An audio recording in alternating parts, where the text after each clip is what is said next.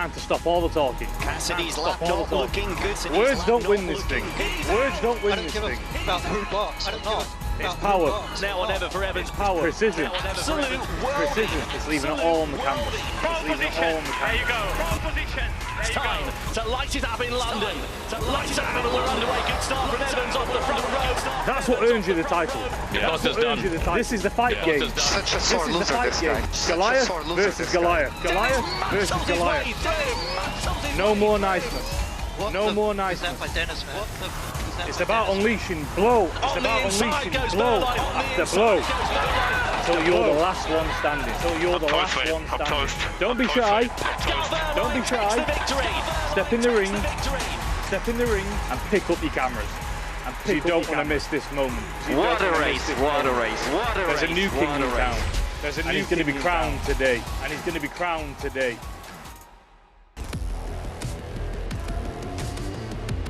He is indeed. The Formula E season has gone right down to the wire once again. There's 3 drivers in it with just 7 points separating them, and qualifying is coming up for the very last time, so stay tuned for live coverage. And as always, I'm delighted to be joined by this lot: Andre Lotterer, Karun Chandok, Alavet Dish, and Katie Munnings. Thanks for joining me, guys. I'm going to start with you, Andre, because you're a Porsche man. You know that team inside out. And your teammate, essentially, Pascal Wehrlein. I mean, would you say it was the perfect race for him yesterday? Yeah, pretty much. And he's really in the zone. You can see his energy. He's there. He's very focused, very motivated. And he made a difference in the race. Even he ignored the call to go for attack mode. He told his team, no, I can pass Mitch. And he made the move. Then he had the extra pace and the extra energy. Because at some point it wasn't looking that good, because Günther behind him had done all his attack modes and he still had to take 2. But his outright pace got him up there, and crucial race for them, and yeah, great momentum for the team. Yeah, it was indeed. Karun, on Mitch Evans, they're kind of going into the race. I know we've got qualifying coming up shortly, but from a strategic point of view, do you think he did everything he could possibly do yesterday in the Jaguar team? Yes and no. I think he did everything in the second half of the race, but I think in that first half of the race, he chose to lead. And you know, we've seen in other circuits, when you're the leader, you're using up more energy than the people behind. On this track, they didn't think they'd be energy limited, but actually, as the race unfolded, it was clear that there was an issue. Pascal ended up 2% ahead and was able to get past him on track and break away, because he just had that fraction more energy. That will be less of an issue today, of course, because the race is 4 laps shorter. But I do think strategically they got it slightly wrong in the first half of the race yesterday. Yeah, there was a lot of incidents as well yesterday, Katie, going on out there. Do you see maybe later on today that this race just lends itself to that kind of chaos? Yeah, I think we've seen it here before in London. There's just no room for error at all, even for overtaking, as we saw yesterday, a lot of penalties. I think the stewards were busy. It just proves how important qualifying is, yes, for track position, but more just staying out of the chaos of it. I think Cassidy did an amazing job yesterday, just managing to go from P17 up to P7 and staying in the race, because there was a lot of times when he had contact that could have ended quite badly for him. Yeah, that worked out really well for Nick Cassidy yesterday, didn't it? I mean, we're going to have a look at the drivers' standings in a minute also. There's 7 points that are separating the top 3 at the minute. But essentially, you know, what needs to happen today? Who's the driver that you think needs to make the biggest mark in qualifying today? Well, for me, there's 2 basically. Mitch Evans needs to set the tone, but his teammate Nick Cassidy needs to reset his tone, because he's coming off the back of, I would say, a difficult turn. And with Wehrlein and Evans up there and they're strong qualifiers, then Nick Cassidy really has to focus on this next session. Yeah. And Andre, you've been around this track numerous times. We spoke about qualifying yesterday and the importance of it, and it was true. I mean, you know, the top 3 in qualifying, not in that order, but the top 3 finished on the podium eventually. So, you know, this is going to be such an important session in terms of this championship. Yeah, definitely. And today there's a bit less energy, so it means less lift and coast. So turn 1 is an opportunity to overtake, as you saw. But yeah, it's a very narrow track. It involves a lot of risk to overtake. So yeah, qualifying will be crucial. And the Porsche team is improving their qualifying. I think the Jaguar team has a bit the upper hand in quali, but the race is very strong at the Porsche, so it's going to be an interesting one. I think the interesting one as well is now we're actually at the final qualifying of the season. It's a final race of the season.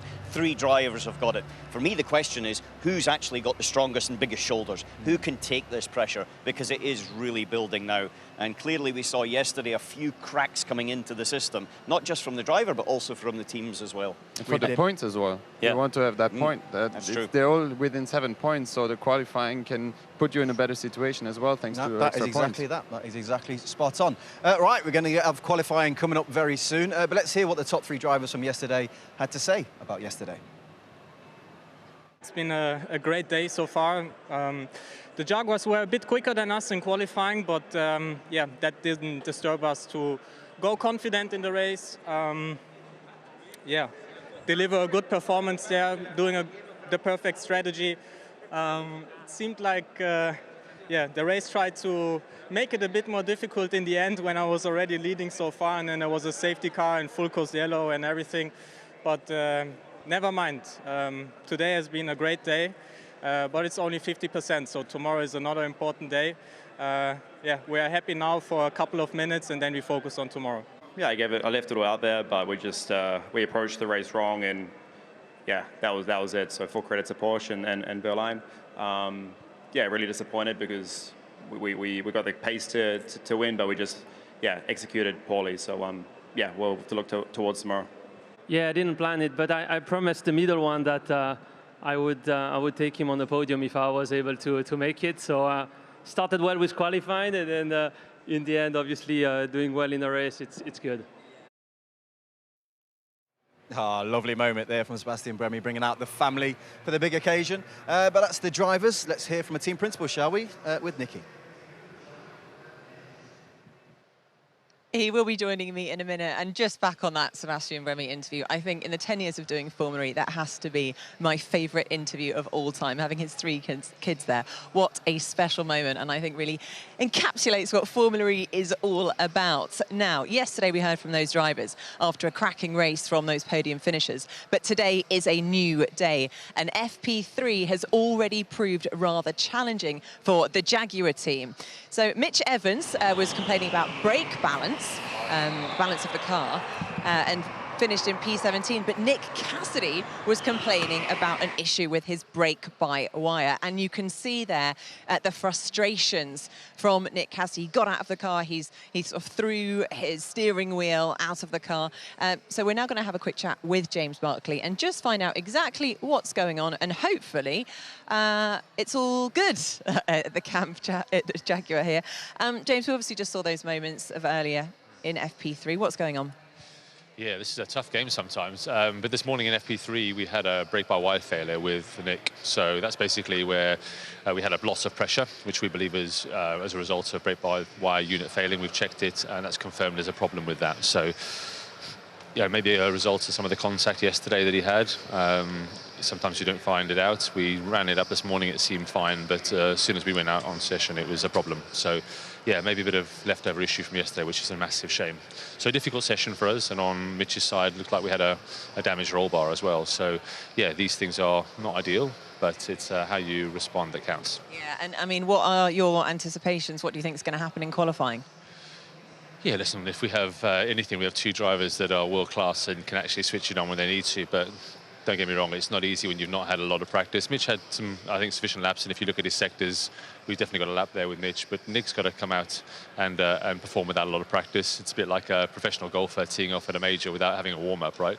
It's not easy, but these guys are world-class, and when the moments arise, they can step up sometimes. I mean, it's just a 7-point split at the moment, obviously, between Pascal Wehrlein, Mitch Evans and Nick Cassidy. How are the boys feeling about going into this final race? Absolutely in great spirits last night and this morning, both in great shape. Don't get me wrong, I mean, it's less than ideal for Nick right now, but he's actually in a very, yes, of course, very frustrated when he got out of the car. That's fully understandable. His adrenaline's pumping at that moment, but he's absolutely kind of back on a level plane. He's just giving his #1 mechanic a thank you for getting the car turned around. So he's in good shape. And listen, what we know about Nick is he really thrives under wanting to show how good he is in these moments, and he'll come out doing the best job he can. Brilliant. Thanks very much for talking to us, James, and good luck for qualifying, of course. JJ, back to you. Thank you very much. Thank you, Nikki. I've got a couple of questions on the issues that Jaguar are having. First of all, Andre, brake-by-wire. Explain what the issue is there. Don't sound good. So the brake-by-wire system, whereas a normal car, it's a hydraulic pressure system. So the oil goes into the calipers and the pressure gets applied like this. But a brake-by-wire system, you're actually pressing a sensor, and that sensor information distributes the pressure electronically with a piston that is controlled by the software into the brake calipers. So there you can control your regen the way you want it, and your brake balance, and you can also rotate the car throughout the corner. It's a huge part. Because a normal system, you cannot change the brake balance during the braking phase. Yeah. There you have the systems that can help rotate the car, and if that system doesn't work, you can't drive. There's a fallback system for safety, but you can't push on the tires. Katie, from a driver's perspective, though, surely you bet. I know the analogy was perfect, I thought, from James about a golfer not being able to go to the range and practice. But surely you'd figure you want to know this now rather than that happening in the race. We saw what happened to Max Gunter yesterday with his issue. Yeah, for sure. It's always better for that to happen in practice than quali if it's got to happen.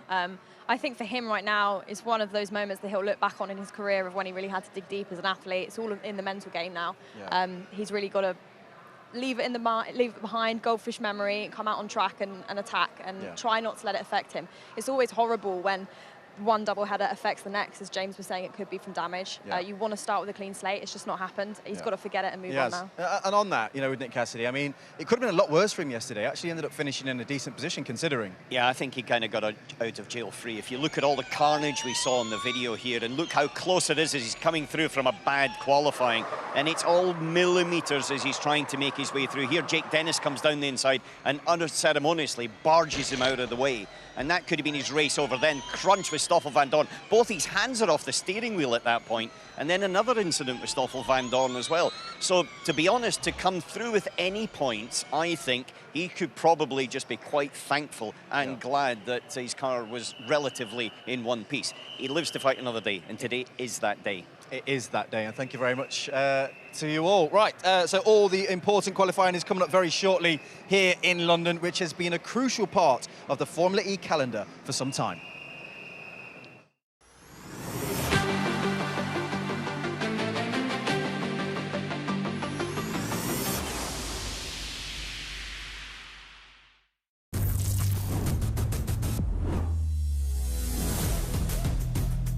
For Season 7, Formula E switched London locations from west to east, where Stoffel van Dorn would start on pole. And we go green in London. Pretty decent start from Oliver Rowland. Van Dorn chops across immediately. Lynn almost gets squeezed out. The safety car was brought out after René Rast and Sebastian Buemi had a game of bumper cars. Lotterer just pushed me through the wall. Another safety car was deployed after Andre Lotterer went into the side of Antonio Felix da Costa. Antonio Felix da Costa is out of the London E-Prix. Lucas de Grassi sneakily drove through the pit lane to attempt to steal the lead of the race. Lucas de Grassi has just driven through the pit lane and taken the lead of the London E-Prix. I thought there was a rule that you couldn't gain advantage on the safety car. Alex Lynn took second place away from Nick de Vries, but Lucas de Grassi was then handed a drive-through penalty for his safety car move.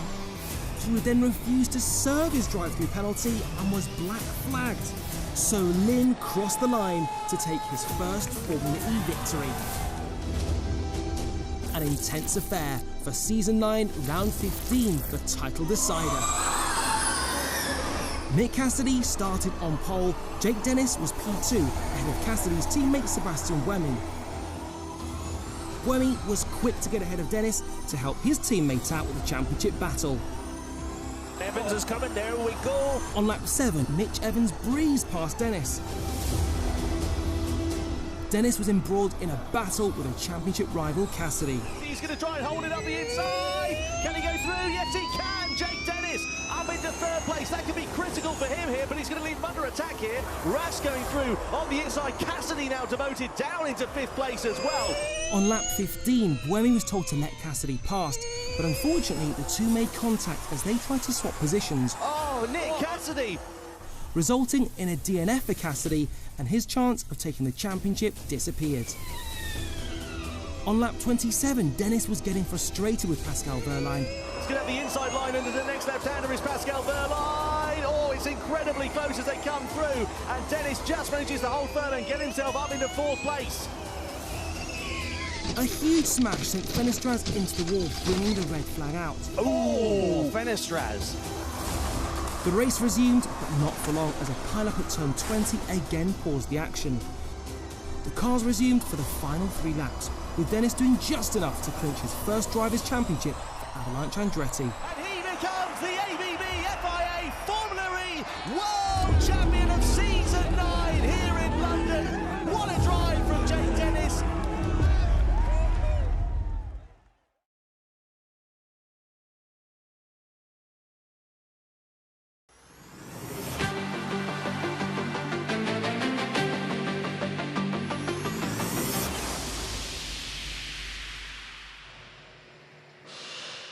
Right, we've got one race left in this Formula E season, and Pascal Wehrlein is top of the championship by just 3 points. Nikki is down by the Porsche garage, gauging the mood.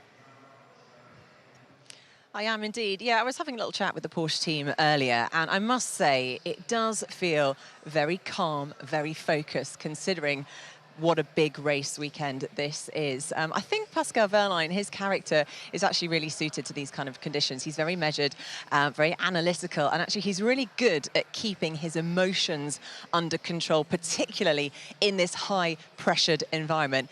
It also helps, of course, that he's very quick in the car and has a brilliant team supporting him. So I think we can expect big things from him during qualifying. Also, a little update for you. Robin Freins, the Envision driver, he had a bit of a hand injury earlier on, in a previous season. Had a bit of an injury yesterday, but he is fighting fit and ready to race again today, which is brilliant news. So well done, Robin.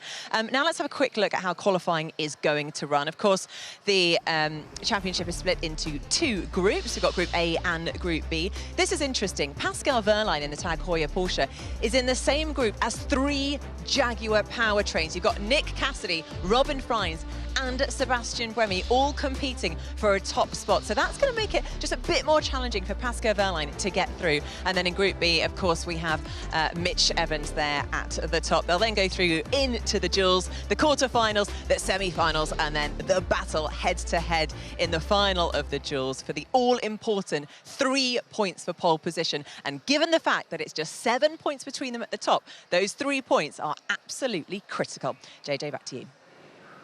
Oh, I can't wait for this, honestly, I really can't. I mean, just give us a little feeling, you two, just kind of what's going through the drivers' minds right now. Is it nerves? Is the energy good? You know, where are you at? Yeah, the heart's beating high. I think, you know, when you're visualizing your qualifying and everything, you feel the pressure. You gotta control. Sometimes like breath works, you know, to keep the emotions calm.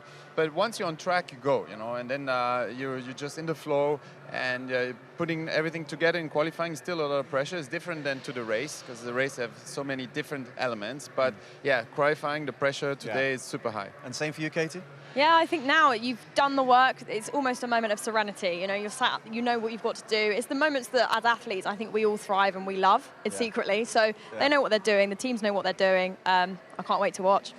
I'm with you. Let's go, shall we? Well, let's go and join our commentary team, shall we? Karun Chandok, Alan McNish, but first, Tom Brooks.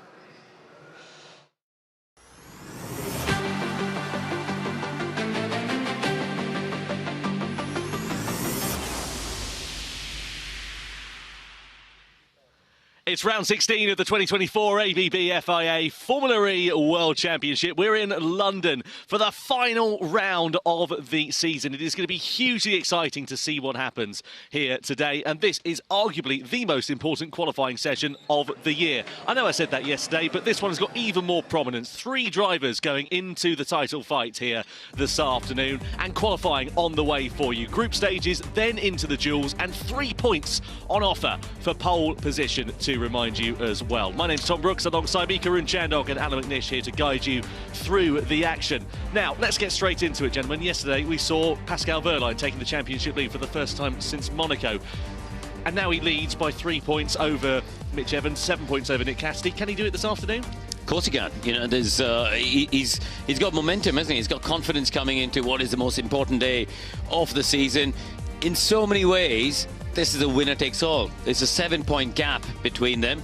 7 points is the difference between winning the race and finishing second. You know, and obviously the gaps get tighter further down. So this is the first step, this session here, towards getting that championship, because there are 3 points up for grabs as well. So, drivers out on track as Group A qualifying gets underway. 300 kilowatts of power for the drivers to contend with in these group stages. When we head into the duels later, we'll ramp it up to 350 kilowatts. Straight away, let's talk about Nick Cassidy here, Alan. Difficult free practice for him this morning. No laps on the board. Frustration we saw from him throwing the steering wheel out of the cockpit. He's up against it. He certainly is up against it for two ways. One, that he had a tough race yesterday. There was a lot of banging and bashing as he came through the field. He only qualified 17th yesterday, and he really needs to have a clean qualifying group session here. Very critically, at the brake-by-wire failure this morning, as you say, no laps. So therefore, for him, it's completely fresh, and he has to make his way through this group stages. If he doesn't, it's going to be a super uphill battle for him in the championship.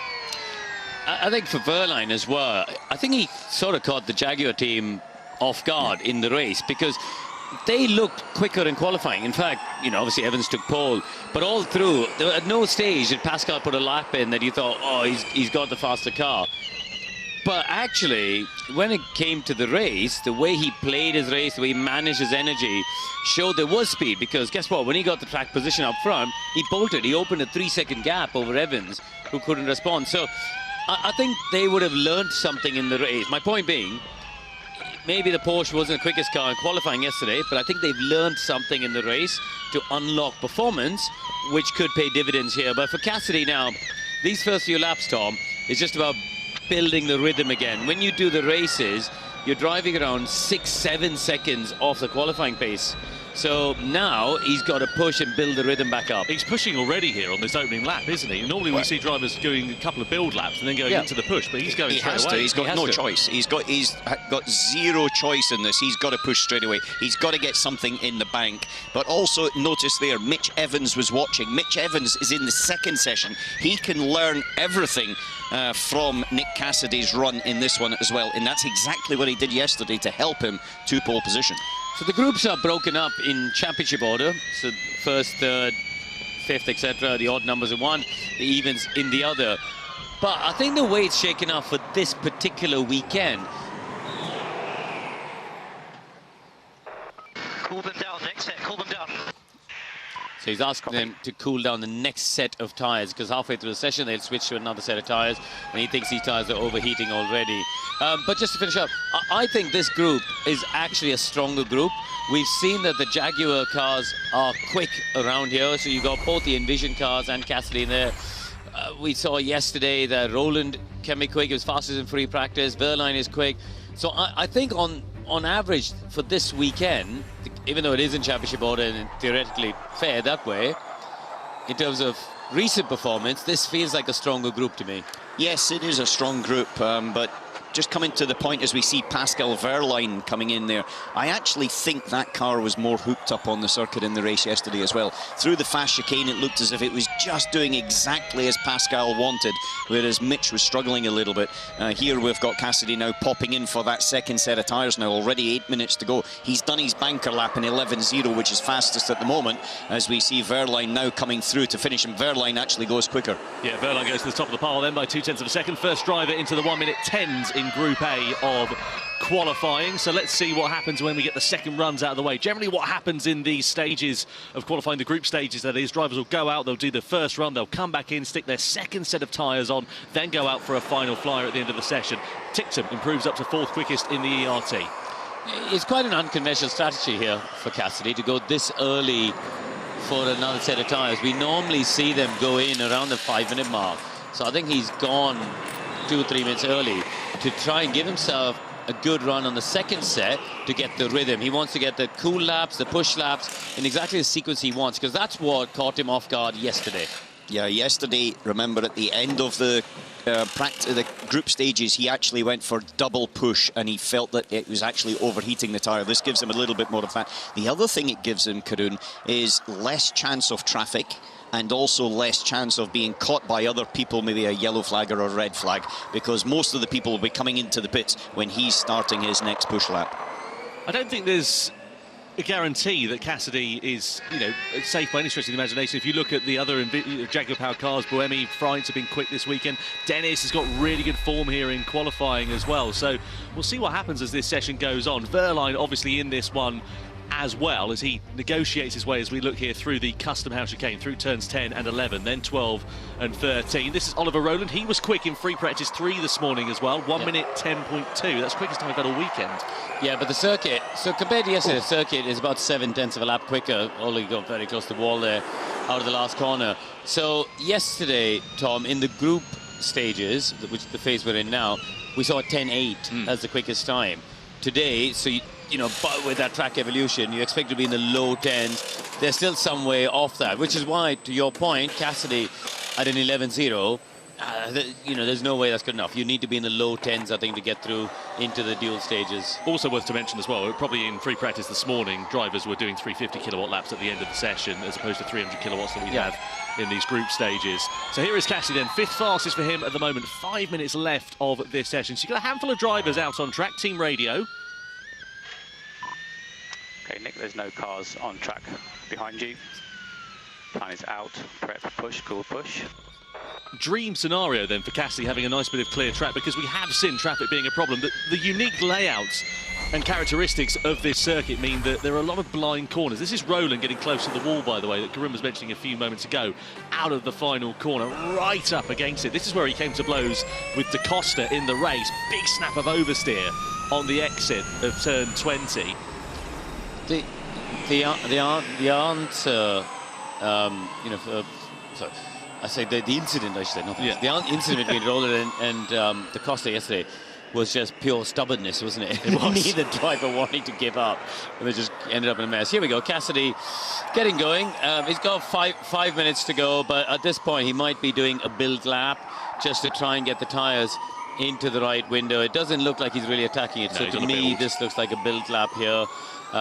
He's hustling a bit more as it gets going, so maybe he's just thinking about the way he attracts the first sector of the lap, because clearly he was struggling with overheating the rear tyres towards the end of the lap. Maybe he thinks I just need to manage the first part.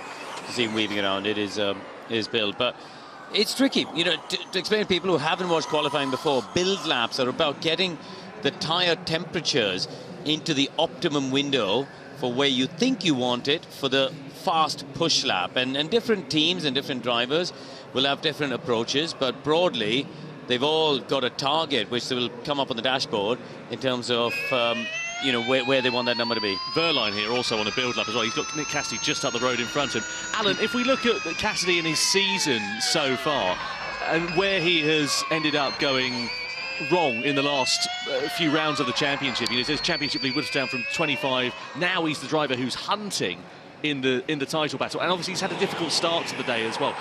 What's that like from a driver's perspective? How do you put that to the back of your mind? Well, it's very difficult because you had a big lead. He was within one lap of effectively. Here's his radio. And push next lap. Push, cool, push. You think the other cars around you are in sync. Push, cool, push is their strategy at the moment, and he's the fastest in the first sector. But it's a very difficult thing because he was within one lap of basically putting one hand on the trophy in Portland with another victory, and we thought it's easy for him, and then suddenly it's all dragged away. He's got to reset his mind. He's got to put everything behind him now and just focus on this lap. Nothing else matters, because without this lap he doesn't have the opportunity to go to the next stage of qualifying, and his competition is without doubt going to be competitive as well. Yeah, he's on an absolute flyer, isn't he? Yeah, good lap so far, but I think there's a lot more yet to come. The middle sector competitive there, 23.8, fastest of anyone we've seen. Buemi a little bit slower in that lap. He's gone second fastest, but Cassidy should still be a couple of tenths ahead. This should be a 10.3, 10.4, something like that for Cassidy, and it is a 10.3. So that is sort of what I was saying before. The low 10s is, I think, what you need at minimum to get into the next phase of qualifying. Ask you for the lottery numbers next week with predictions like that, Karun. So there is James Barkley watching on. This is on board here with Pascal Verline through turn 9. Bit of traffic in front of him, courtesy of the Envision. Nothing too much really to worry about. Personal best he's gone in that first sector. Rowland's just improved up to second quickest. Hughes in third at the moment. Bird also on the move. You can see him threading the eye of a needle through the chicane, getting right up close to the barrier on the exit of turn 13. So there's just under 2 minutes left of this session. Drivers will get a couple of flying laps in if they've got the opportunity to do so. Verline fastest of anyone in the middle sector of the lap, but overall 2/10 down. Cassidy's first sector was very competitive compared to what Verline has done. We'll see what he can do in the last couple of corners. Ultimately, the times get reset, so for him, it's just important to get into the top 4 of this group phase, and at the moment, second fastest, but quite a big gap to Cassidy's time. That's looking pretty handy for the Jaguar driver, and you know, we've all been asking the question this morning, how is he going to bounce back? So far, you'd have to say he's done a very, very good job. Yeah, but we also have to remember in the race run yesterday morning, he was super quick as well. Nice one, nice one. Cool down, that's P1. That's currently by 3/10. I'll update you. That's a release of pressure there. Yeah, it's just like a pressure cooker and suddenly a release of pressure. You know, there was a lot of tension within that cockpit. Yeah, he knows that that was an important lap, doesn't it, Cassidy? Sits at the top of the pile by 2.7 tenths of a second, making his way through, and he's already flying in that first sector. This is his final flying lap of the session then. Verline second, Rowland third, Hughes fourth at the moment, but expect his personal best time to come in. What's it like there for Cassidy? Can he improve in the first sector? Not quite. They're down by 1.5 tenths. He's down. I think don't forget, he went early. He changed tyres a lap earlier than other people. I wonder if he's taken the peak out of the tyre. Let's see as the next sector unfolds, but I wonder if just being a lap ahead on the sequence has meant that he's taken the peak performance out of it. So in a way, we'll see in about 5 seconds time, the middle sector of the lap. Now it's down. So now it's kind of a waiting and watching game for Jaguar, right? They're not going to improve. What do the others do? Yeah, it's going to be twitchy time, isn't it, for Jaguar in the garage at the moment. Freitas has just gone up to 4th quickest, improving and knocking out Jake Hughes. Cassidy makes his way through the final couple of corners. Not really worth worrying about that, but there's a litany of personal best sector times coming in through sector 1. Checker flag is out at the end of the session. Cassidy remains fastest of the lot, but what about Jake Dennis? He's a bit of a London specialist, knows how to get this car up the sharp end of the grid. He's been on pole position a few times, but he's down in this sector of the laps. Currently 10th quickest. He'll try and improve. I don't think it's going to be a position in the duels for the current reigning world champion, and it's not. 8th fastest it is for Dennis, and he is out of qualifying once again in the group stages. What about the sector times coming in further behind? Fenestraz improving on a personal best second sector, but loses a bit of time. Bird goes up to 3rd quickest then in the Neon McLaren. Handy time there for him. Puts Rowland on the bubble. Tictum goes up as well. Verline's on a flyer here in this second sector. He made the post. Cassidy, at the moment, he's still through to the duel, so it doesn't really matter all that much. But he comes out of the final corner across the line. Can Verline do it? No, he can't. But the drivers then, as they come across the line, it's Freitz who knocks out Rowland at the end of the session. And there is your top 4. Nick Cassidy, 24 hours ago, he was out of the group stages of qualifying. On Sunday, when the pressure was on him, he is now through into the duels with Verline, Sam Bird and Robin Freitz for company. That was crucial. The Verline lap at the end didn't really matter because he was through anyway. That was crucial for Cassidy psychologically. Okay, sorry, I couldn't improve. I did the best job I could. You did, mate. No one else is improving either. I'll keep you updated. You're still P1 at the moment. So cool the tyres down, okay? Yeah, A firm. Cassidy fastest at the end of Group A qualifying. Group B on the way next.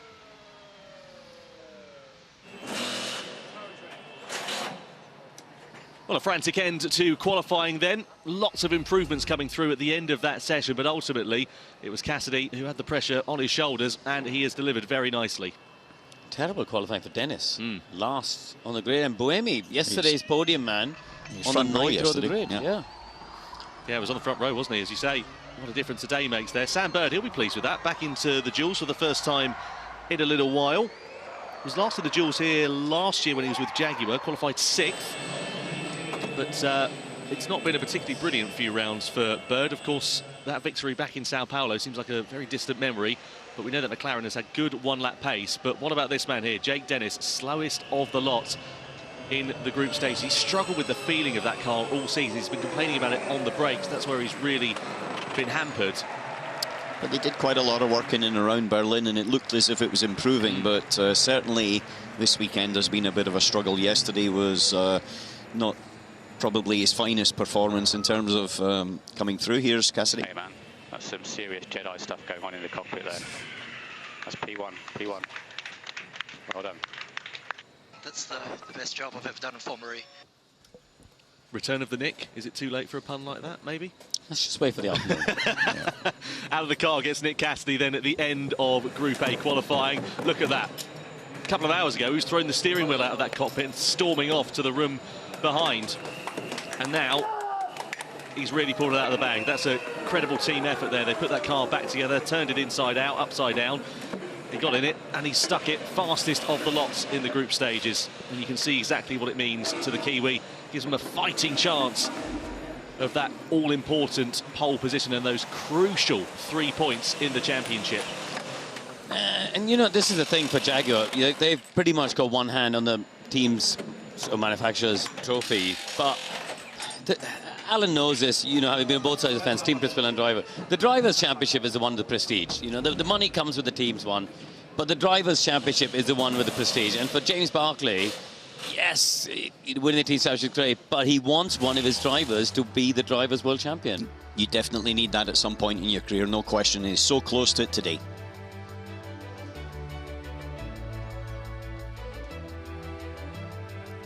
So then, Group A qualifying classification, Nick Cassidy, Pascal Wehrlein, Sam Bird and Robin Freitz go through into the duels. Sadly, we lose Ollie Rowland, Jehan Daruvula, Dan Ticktum, Jake Hughes, etc. And also, crucially, reigning champion, at least for the next few hours or so, Jake Dennis down there. Over to Group B then. This has got Mitch Evans for Jaguar TCS Racing, Antonio Felix da Costa, John Riverne, Max Günther, Stoffel van Dorn, Norman Nato, Nico Muller, Edo Mortara, Nick de Vries, the two Mahindras, as well as Sergio Sette Camara and Lucas de Grassi, all in the group. 4 drivers will progress forward out of the 11. That will give us the lineup for the duels in the quarterfinals. Looking forward to seeing how that one is going to work out. 24 hours ago, Mitch Evans was on pole position, came home second place, was disappointed though, obviously, because Pascal Wehrlein, his nearest championship rival, won and took the title lead. And this is what it means here for Nick Cassidy. Again, a very challenging morning for him. That brake-by-wire issue costing him any running in free practice 3, and he came out swinging, didn't he? So drivers then out on track as the green flag flies. Group B qualifying is back underway. A reminder of the championship points. Pascal Wehrlein on 180, 3 points to the good of Mitch Evans, 7 points to the good of Nick Cassidy, and of course those 3 points on offer for pole position here later on as well. Virtual race engineer, expected lap time to reach the duels 110.5 is what we reckon. Now what about Mitch Evans? Can he do it again 24 hours later?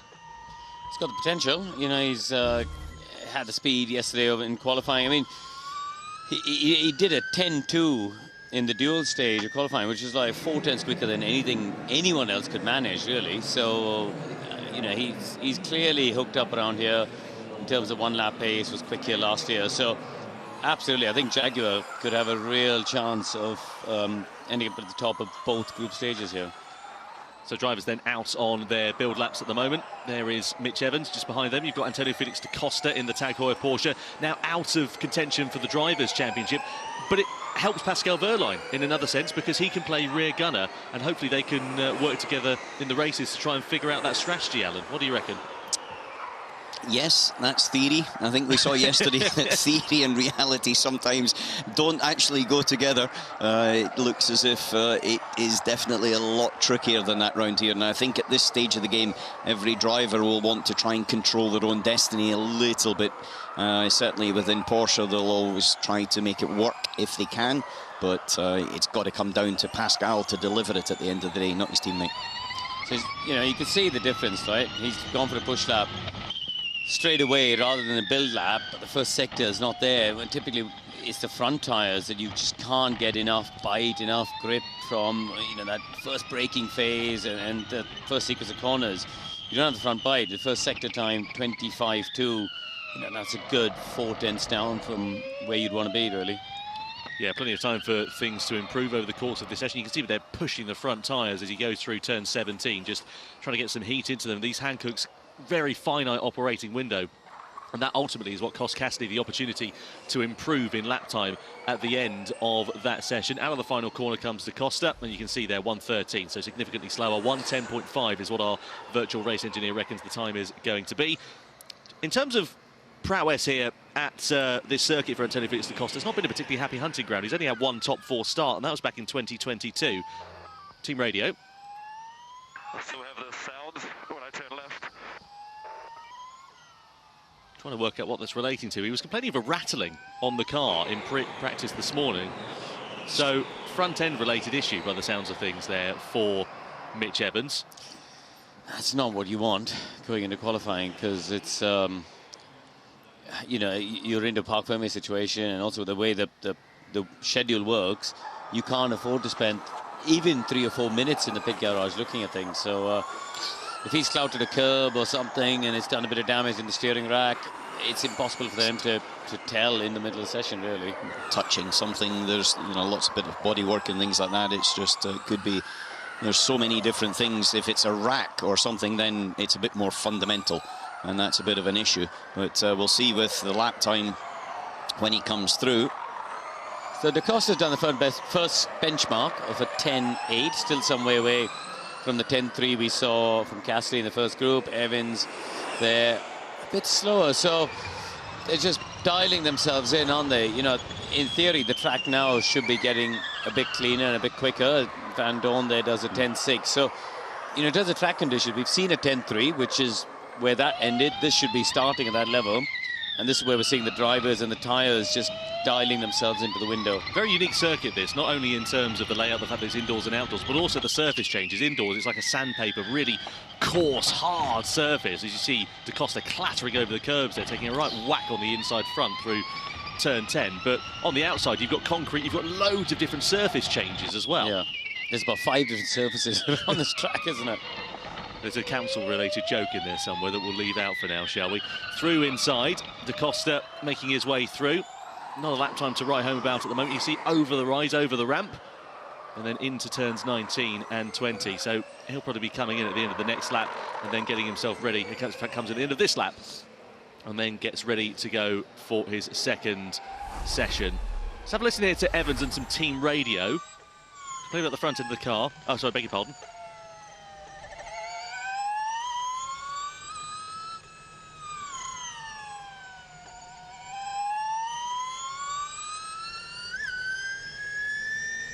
This one, see if there's turning left, he said. There, yeah. Oh.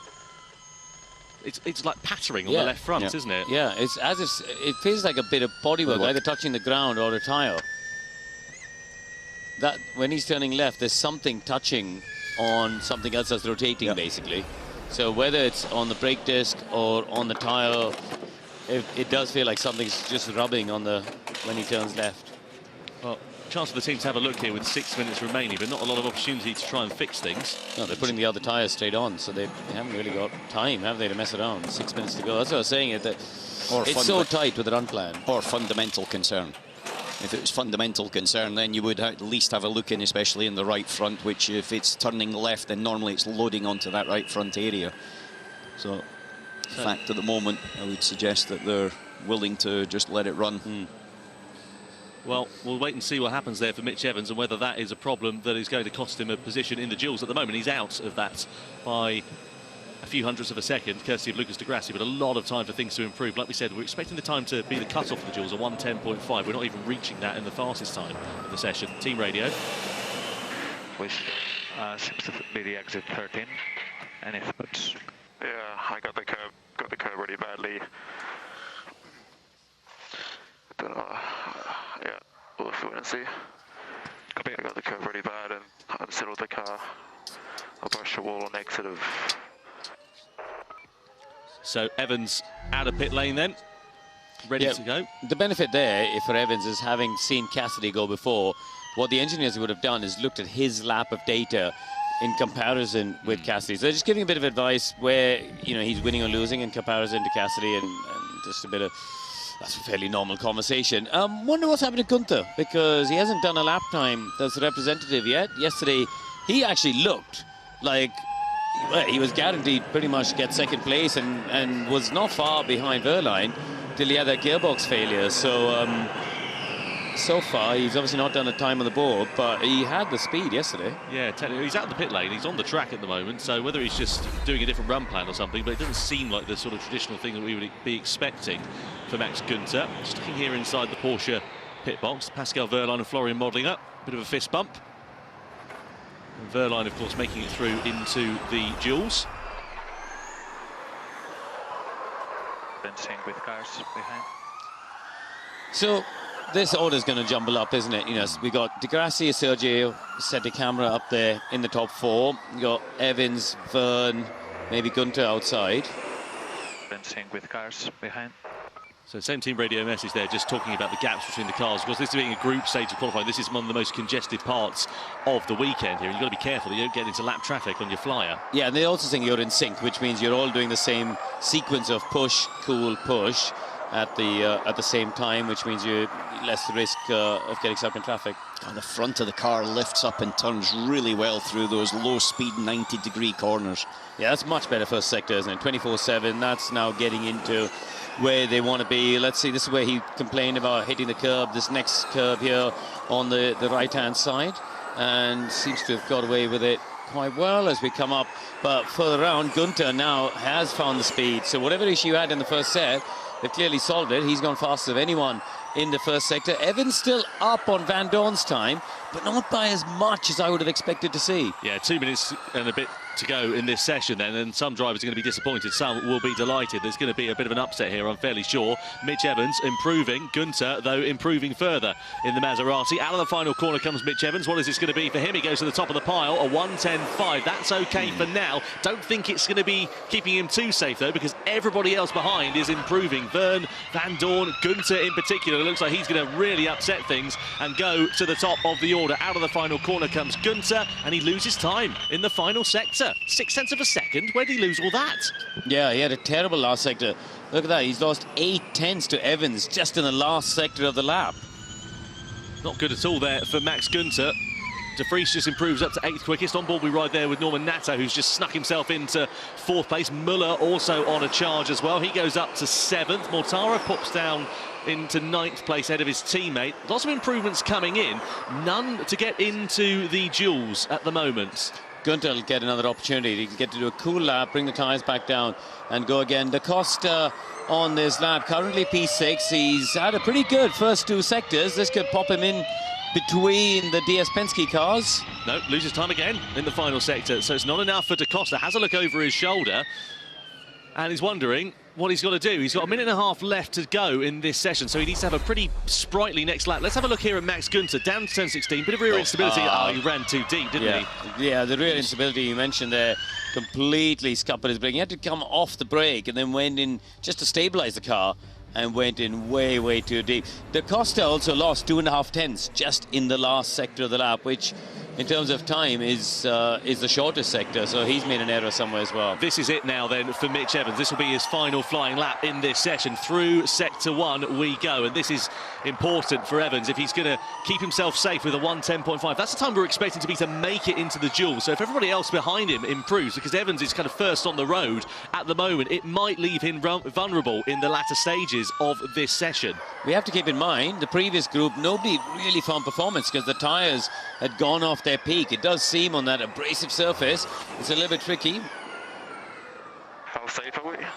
Very safe. You'll almost get a double push in, depending on... Josep Roca there, team radio for him. Race engineer just giving him the feedback, saying that he's safe at the moment. Personal best sector time coming in for Vern. Also fastest first sector there for Max Gunter as well by 1/10.5. So keep an eye out for Gunter. If he can string that final sector together, especially into turn 16, he could push some other drivers out. The engineers would have been on the radio to Gunter telling him that your first 2 sectors were good, just close out the lap and you're in. So Evans is down though. Evans is down the first 2 sectors, not by much, only 0.03 of a second. And he comes across the line for a 10.7, so he's now just got to wait and see how it unfolds. Not an improvement for him. What about Jean-Eric Verne, though? He's making his way through. Second quickest for him. Gunter and Van Dorn looking okay. Gunter's lost time in the second sector. Van Dorn also not looking to be much of an improvement. Personal best he was in the first sector, but again, dropping time. Look, though, at Gunter goes to the top of the pile. Knocks out Norman Natter for Andretti then. So the top 3 have taken the checkered flag. Van Dorn pushes Verne onto the bubble, but can anybody behind improve? Looking at the timing screens here in the commentary box. They've got personal best sector times coming in, but nobody's really lighting it up in the way we're expecting. Da Costa is currently out for Tag Heuer Porsche. He's got a couple of corners remaining. Up over the rise he goes. It's not been a particularly brilliant lap for the former world champion as he comes through the final corner. Da Costa is going to be out of qualifying. That's not good for him, for Porsche. He goes 5th fastest, but it's not enough to get into the duels. That's exactly where he qualified yesterday, wasn't it? Yeah. Starting 5th in the group stages, 2/10 off. But ultimately, Max Günther a 10.39. Evans a bit slower.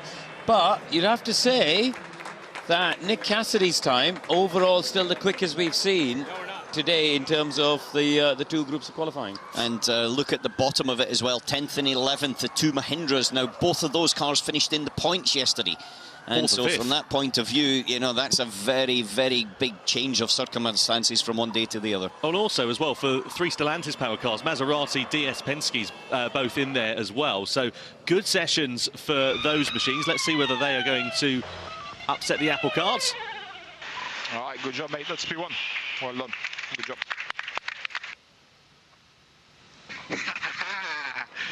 That was the one. Max on a mission in Group B qualifying then as he goes to the top of the pile. Cruelly denied a podium yesterday as a result of that gearbox failure right in the dying stages of the race. You see the light for Jay Penske and for DS here in the garage as both of those drivers make it through. Stoffel Vandoorne and Jean-Eric Vergne. Vandoorne, of course, onto pastures new in 2025 in Formula E. Destination unknown at the moment. Could possibly be the Maserati that Max Günther is sitting in at the moment, where he will be. And Jean-Eric Vergne will also be in the duels as well. Antonio Felix da Costa. It's a shame for him, and also it puts Porsche a little bit of a disadvantage. That team's championship, we know that Jaguar have got a greater possibility of taking it here this afternoon, but da Costa being further up the order at a track that's difficult to overtake would certainly not have done them any harm. Let's get Group B qualifying classification then confirmed for you. Here in London for round 16, Max Günther, Mitch Evans, Stoffel Vandoorne and Jean-Eric Vergne are the top 4 drivers that go forwards. Felix da Costa, Nato, De Grassi, Muller, Sette Camera, Mortara and De Vries do not make it through. What a difference a day makes there for the 2 Mahindra drivers, down in 10th and 11th place after 2 top 5 finishes here in London yesterday. They're going to have a fair old task to repeat that feat here this afternoon. But duels on the way very shortly. We'll get the quarterfinals ready to go.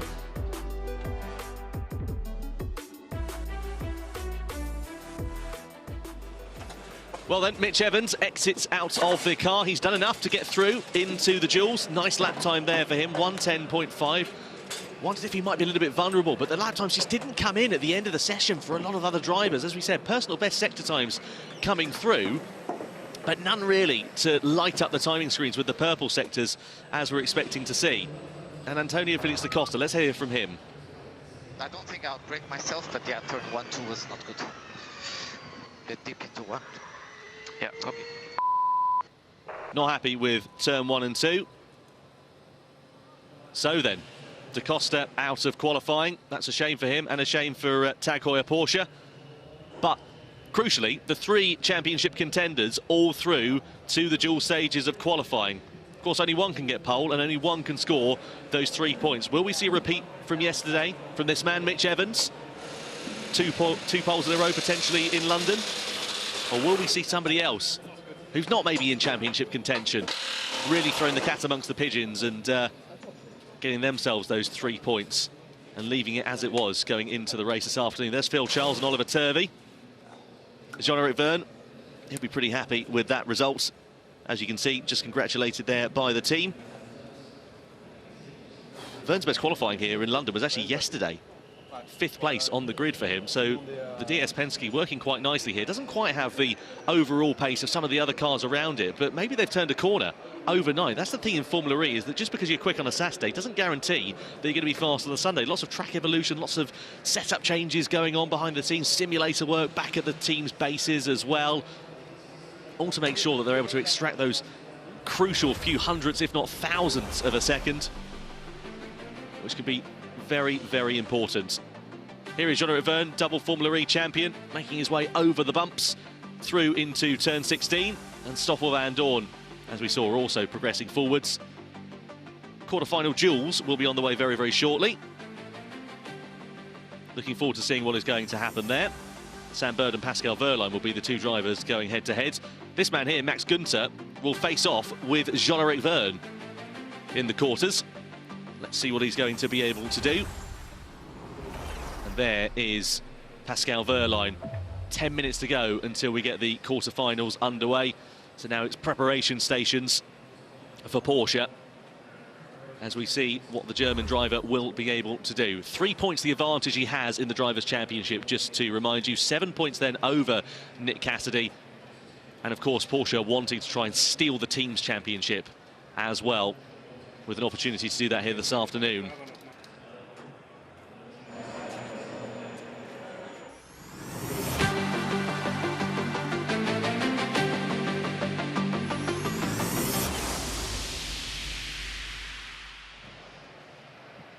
Right, so there we have it. Groups A and B have gone out for qualifying. Let's get straight into it. Group A, Nick Cassidy, massively under pressure. We saw how animated he was earlier on today with some issues with the car, but he went out there and delivered, Katie. Yeah, he did. You could see how happy the whole team were. He was giving everyone hugs as he came back in.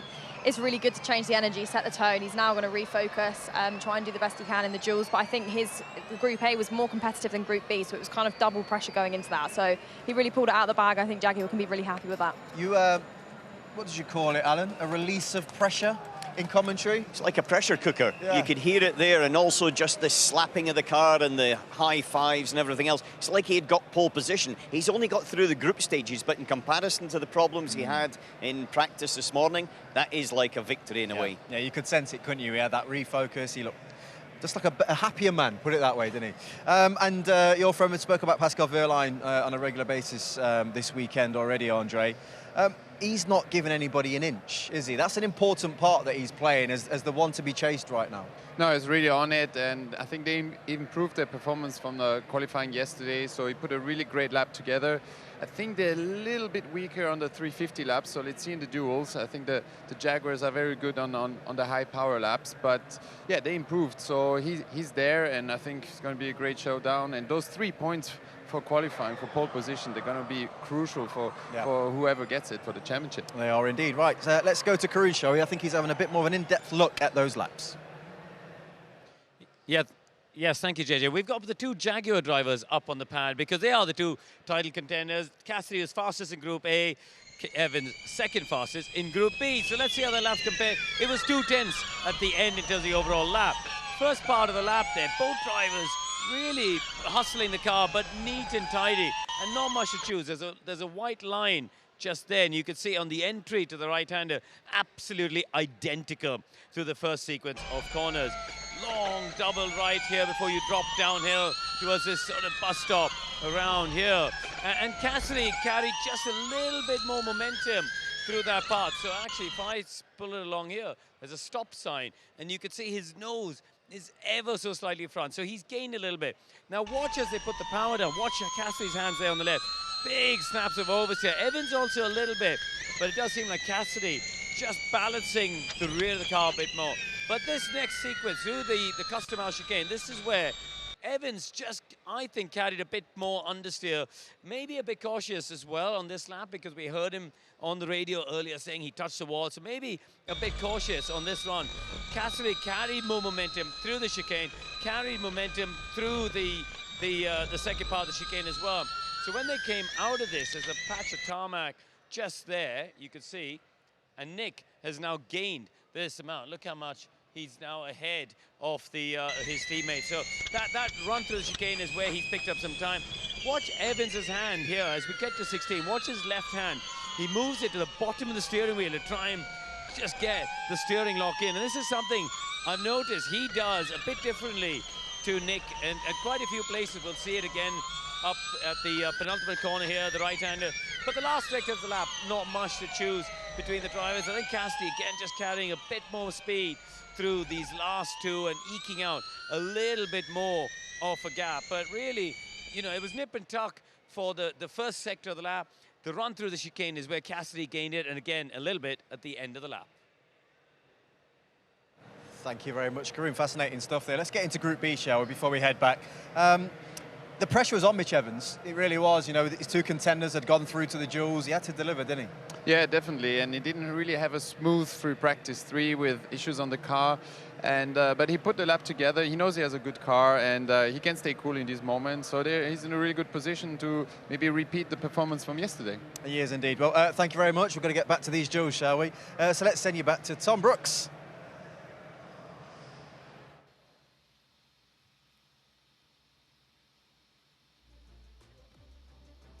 So then, ready to go for the duels for the final time in 2024 for the Hankook London E-Prix. Quarterfinals about to get underway very, very shortly.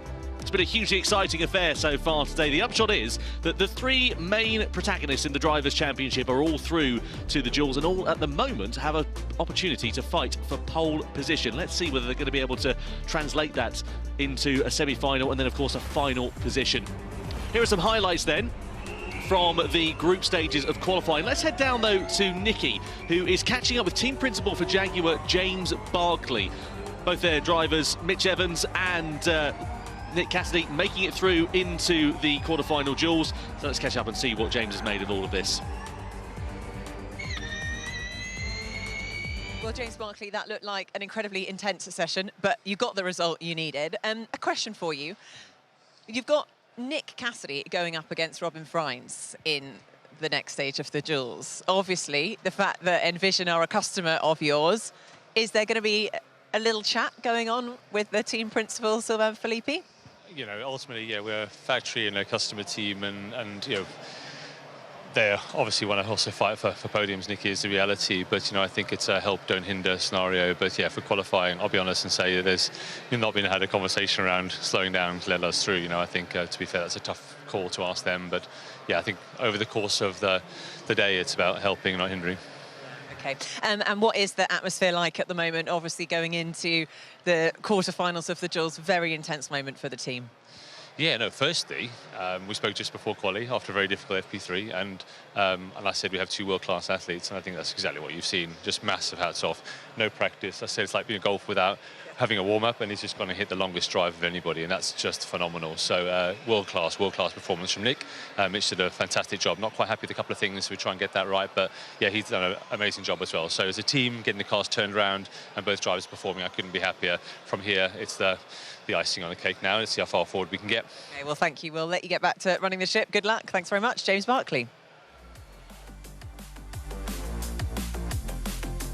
Nikki, quarterfinal duels then coming up for you. Sam Bird versus Pascal Wehrlein, Robin Freins versus Nick Cassidy, Stoffel Van Dorn and Mitch Evans, Jean-Eric Verne and Max Günther. 2 drivers from each of those will go through into their groups, 4 drivers facing off in the semis, and then 2 drivers in the front row fight for pole position, and those all-important 3 points. I suppose the good thing is we've got the 3 championship contenders all in this one here, Karim. Look at the crowd. Yeah, I was amazed yesterday how big the crowd was for qualifying. And, you know, Phil obviously for the race, but it was amazing how many people came for qualifying yesterday, and nice to see they're back again today. And this morning, Karun and I sat just at the exit of the first corners. It bleeds into turn 2, 3 and 4 and watched from there. And it was absolutely rammed with fans already at that time, but it was also really, really good to see how the cars were coming through that agile, very, very important first sector. Chirping their tyres, I think you used the phrase. Yes, there was a lot of chirping with the front tyres as they were throwing it left and right. Pascal Wehrlein's car. Yeah, he'll be facing off with Sam Bird in a few moments' time. So into the duels, then we go up from 300 to 350 kilowatts of power. Greater amount of power underneath your right foot, but it also means a bit of a change in driving style here. Yeah, it does a little bit, because clearly you've got a bigger percentage of power that's going through the rear tyres only, and you've been running at 300 kilowatts in the group stages. You only also have 1 lap to do it, so basically you're out and push and attack, and so therefore you've got to kind of reset your mind. Also interesting that there seems to be a slight change in dynamic about competitiveness between the 300 kilowatt and the 350. Very subtle, but Andre Lotterer was saying just earlier on that actually maybe the Jaguars have got a slight advantage over the Porsche. The Porsche's very good in the 300 kilowatt, but on the 350s on 1 singular lap, then maybe the Jaguars are a little bit more agile. Well, the Jaguar's got very good traction, isn't it? I mean, you've got that little extra power, you know, to put the power down The way their systems work as well, you know, it allows it, A, the car we know rotates very well, so the drivers can get the steering wheel straight, but B, they've got good traction. So Sam Bird can do his former employers a Jaguar a big favour here, can he, by knocking Pascal Wehrlein out in this first quarterfinal? Certainly can. 14% of you, rather, should say, over 86 reckon it will go the way of Sam Bird. So the momentum very much with Pascal Wehrlein as it stands for now. It's a Scotsman putting money on the table. I never thought I'd see the day. At least he's not got... What's wrong with you? All I can say is there's no one else putting the counter bet back down again, so I'm putting it back in my pocket. It's got a hole in it. He's putting down fake Monopoly money. He's betting with fake money. But this is... I knew there was a catch to this. But this is definitely one that Pascal should, in theory, go through. He's got the speed, he's got the consistency, he's got the performance without question. But Sam Bird is also... he's quick. He's got a little bit of confidence after some of the performances he's had in the last couple of races. And so, you know, I would never say that this is a foregone conclusion, but on paper it should definitely be Pascal. Well, Bird's got nothing to lose, let's be honest, does he? He doesn't need to think about any bigger picture, but Wehrlein obviously has got to get there because he needs to get those 3 points. All the top 3 drivers do, really. It's pretty important. Yeah, but at this stage, they're not thinking about that. At this stage, they're just thinking about the lap. They're thinking about when they're going to hit the brake for the first corner and what the grip level is going to be like, and then that'll give them the cues for the rest of the lap in terms of what they feel from the front axle and underneath their backsides. So coming through the final couple of corners, then we go for Sam Bird. Makes his way out of turn 19 and then turn 20 and across the timing line to begin his one and only flying lap. Turn 1 is where you can make or break it. What's it like here for Bird as he hits the anchors and heads into the first corner? Looks nice and tidy through there. Not running too wide. And through into turn 3 and 4. What about Pascal Wehrlein? He comes out of the final corner and across the timing line down into turn 1 as well. All fine so far between Wehrlein and Bird. The nose went beautifully into that first apex there, then pushing the front end. You could just feel that the shuddering across the front axle as he turned into the left-hander off 3. So nothing to choose in the first part of the lap. 11 thousandths of a second into the chicane. This is where we saw Cassidy being so good in the early part. Wehrlein is gained, though, on this the next part of the circuit, Tom, through 5, 6, 7. Yeah, it looks like Bird's carrying a little bit of understeer through that chicane there. Front just wasn't as compliant as he wanted it to be. 0.2 of a second, the advantage that Wehrlein got in that first sector. What about sector 2? Is he going to be able to improve on it still? He's increasing the advantage. He comes over the bumps and into turn 16. Yeah, but Wehrlein looks super quick through that chicane. In both the left and the right, it was just nice, neat. It looked like he had total confidence with the car there.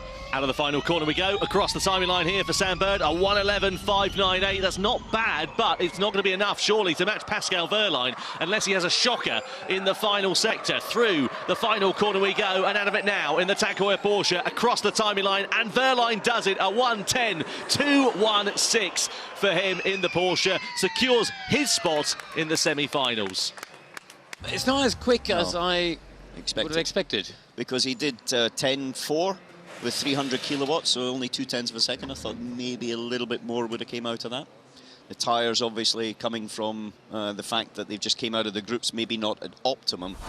I would hope, I think he'll need to have more in the bag later on, that's for sure. But it was a safe lap, isn't it? You know, in his perspective, it's better to do a safe lap because he knows, you know, Bird, the Nissan package hasn't really been a contender for pole, so get a safe lap through, get through the next stage, and he's at least guaranteed himself a position on the first 2 rows of the grid, which for Wehrlein is super critical. Quarterfinal 2, Robin Freins versus Nick Cassidy.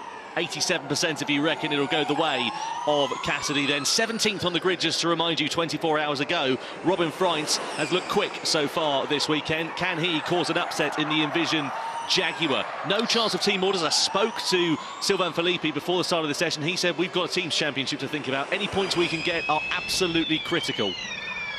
Down to the first corner. Looks okay there for Cassidy so far. Through turns 3 and 4, out into the daylight we go. Freins on a mission at the moment. Oh, a little bit scrappy on the way out there. Had some movement on the rear, and then when he picked the power up, it had another little slide. So we'll see. This is the chicane where he came to blows with Jake Dennis yesterday, and comes through here again. Just a bit of a squirm on the way out. He's lost time to Cassidy at 10th and a half. Cassidy's first sector, 24-7 over the curb. Yeah, that's a bit deep there for Cassidy. That could cost him some time. And you see a big wiggle on the exit of turn 13 there, right up against the wall. Cassidy pushing, but is he pushing a little bit too hard? Down through the second sector we go. He's still got an advantage, but it's shrunk by about a tenth of a second or so between himself and Robin Freins. It's going to be pretty close, this one, as we head through the final sector. Freins comes across the timing line. It's a 1:10.318, not the fastest time that we've seen so far, but Cassidy on a mission then to try and get his spot in the semi-final secured. Out of the final corner we go, and across the line. Cassidy does it then by a tenth of a second over Robin Freins. He is through into the semis, to the delight of Jaguar and to the delight of Phil Ingram. No laps on the board in FP3 this morning following that brake issue, and he's pulled it out the bag once again in qualifying, but he will be going head-to-head with Pascal Wehrlein. I was going to say, 2 of our championship contenders through to the semis. Let's see what the third one does now. He's up against Stoffel van Dorn, but Cassidy at the chicane. This is the one we're talking about here, Alan, where he just hammered that curb. And watch how it lands. Then that put him offline, end up hitting the other curb, which is not what you want. I think if we follow the onboard round to the next bit, again here, look, slightly offline, touches the wall, I think, on the left. Yeah, look, big snap of oversteer. I think it was the rear left that glanced the wall. And that, to be fair, he managed to put that out of his mind and still get the nose into the apex of 16. Yeah, certainly the chicane, there's a lot of time on the table for him, so that 10-2 actually could have been a 10-1, maybe even a 10-0 if he tidies up all of that section. Very, very aggressive, but ultimately through. Cassidy then off for a visit to the chiropractor at the end of this session. Stoffel van Dorn and Mitch Evans going head-to-head against one another. Van Dorn and that DS have looked pretty handy so far this weekend. A little bit deep almost into that first corner there for Evans. Let's see what it looks like as we head through the rest of the first sector. It's quite nice there. He was able to accelerate quickly between the 2 corners. This is the fast chicane at the back. Looks nice and gentle there for Van Dorn. Clips the curbs a little bit. There you see the barrier on the left-hand side rubbed away where we had Nick Cassidy touching it earlier on. 3,000s in it at the first sector between these 2 drivers. This is looking pretty nifty between the 2. A little bit deep into turn 10 there for Evans. That's going to cost him. Missed the apex there a little bit. He did the same in the group stages, but he's still quicker than Van Dorn by some margin, though, over 3/10s. Now the gap between them, so he's just got to tidy up the final sector lap. 23.6 middle sector for Evans is very good. Van Dorn does a 10.4. Evans could be down in the 10-0, 10-1, which is where we expected Cassidy to be. Yeah, he's always able to pull it out of the bag, is Evans. He's done a great job of that so far this weekend. Yeah, there's Evans running a little bit deep. What about Van Dorn? He's gone over the line with a 1:10.4. Evans out of the final corner. Not the tidiest lap that we've seen, but it is enough to get him through into the semi-finals. So the 2 Jaguars do go forwards from the quarters into the semis. And again, another round of applause on the other side of the Jaguar garage there. All 3 title contenders through to the semis. And 2 going head-to-head with one another in about 5 or 10 minutes' time as well. Well, they're all guaranteed to start in the top 4, isn't it? So, which sets us up so well for a winner-takes-all race in the afternoon. The question is, though, will it be Verne or Gunter that Evans has got to face off with in a few minutes' time? I think Gunter is a sneaky bet for pole position. Team radio? It's the quickest. I was pretty nervous. So, I mean, we're all talking about the extra 3 points for the 3 title contenders. Gunter could end up with the 3 points here. Yeah, he's got nothing to lose here as Max Gunter, and he's got the bit between his teeth after the disappointment of yesterday. Yeah, the disappointment yesterday. This morning in the group stages, he was so fast. In fact, it was on his second lap, something no one else really achieved, that he was able to put in the quickest time in Group B. Oh, big oversteer there by Jev. Yeah, that's going to cost him time already in that first section. He's going to be chasing his tail for the remainder of the lap now, is Verne. Depends on what Gunter looks like, though, as we head down the start-finish straight with the German driver in the Maserati. You can see him in the bottom right-hand corner of your screen. A little bit more compliant through, and no oversteer, crucially, on the exit of turn 2. It's not a fantastic first sector, though, by Jean-Eric Verne. It's worth pointing out they're both, you know, they're 2 separate teams, they're basically the same car, run in the Stellantis group. So, in terms of the baseline car, this is a like-for-like comparison we're seeing here. Tenth of a second to the good then for Max Günther in that first sector. He's eaten his Weetabix this morning, hasn't he? He's really pushing on in that Maserati, and he's hoping to build up that advantage through sector 2 as well. Jean-Eric Vergne's making his way through. It's not looked like a bad lap time for the former champion. Günther dropping a little bit of time in the sort of mini sector through sector 2. Let's see what it looks like as he comes through into turn 16. It's advantage Jean-Eric Vergne through sector 2, and now he's built up more an advantage. To the line then, a 1:10.3 for the Frenchman in the DS Penske. A couple of corners now remaining for Günther. He's building back up that advantage. 2/100ths of a second through turn 19. Deep though through there, having to push the front end of the car. Turn 20. It's not looking quite as compliant. He comes to the line and he just does it by 7/100ths of a second. He knocks out Jean-Eric Vergne. Maserati and Günther are through to the semis. I think that was a good end of lap there by Max Günther, but that's now 3 out of the 4 semi-finalists on exactly the same time, a 10.2. Yeah, Günther's middle sector was poor, wasn't it? 23.8 middle sector. His first and third sector is quicker, I think, than what we've seen from the Jags as well. So he just needs, if he tidies up the middle sector of the lap, it's going to be super tight because all, as you said, Alan, they've all done the same lap time in the quarters. 2:10.11. Come on! Well done, mate. Well done. Mode FP3. Mode FP3. Well, whatever happens for Stellantis, they'll be delighted because their cars are through to the semi-finals. And Max Günther is the driver then in the Maserati that makes the grade. He's always been super fast from when he joined Formula E quite a few seasons ago. He was always quick. It's just not necessarily always clicked in terms of a season's performance, but qualifying, I don't think there's anyone that can question his one-lap speed. Well, he'll be going head-to-head with Mitch Evans a little bit later on. Of course, the first of the semi-finals, Verline versus Cassidy. Penny for the thoughts of Florian Modlinger and James Barclay at the moment as Günther comes into the pit lane. Goes over to the FIA weighbridge, and then he'll go back into the box. A couple of discussions with the race engineer and getting ready to go for the next flying lap in the session. So then pressure is on these 4 drivers in the final qualifying session of the season. Crucially, the top 3 championship contenders through to the semis. So at least one of them is going to make it forwards in that front row fight. As we look here at Florian Modlinger just watching on. Just a reminder of the drivers' point standings, as you can see. 3 points for Pascal Wehrlein. He now leads the championship for the first time since Monaco back in May. Mitch Evans there on 177. Nick Cassidy on 173. They're the only 3 drivers who have got a mathematical opportunity to win the title here this afternoon. Further down the order, you can see some good points battles going on there between Da Costa, Roland, Vergne, Dennis, etc. All pretty close with one another, and they'll be wanting to score maximum points possible. So inside the garage then for Mitch Evans.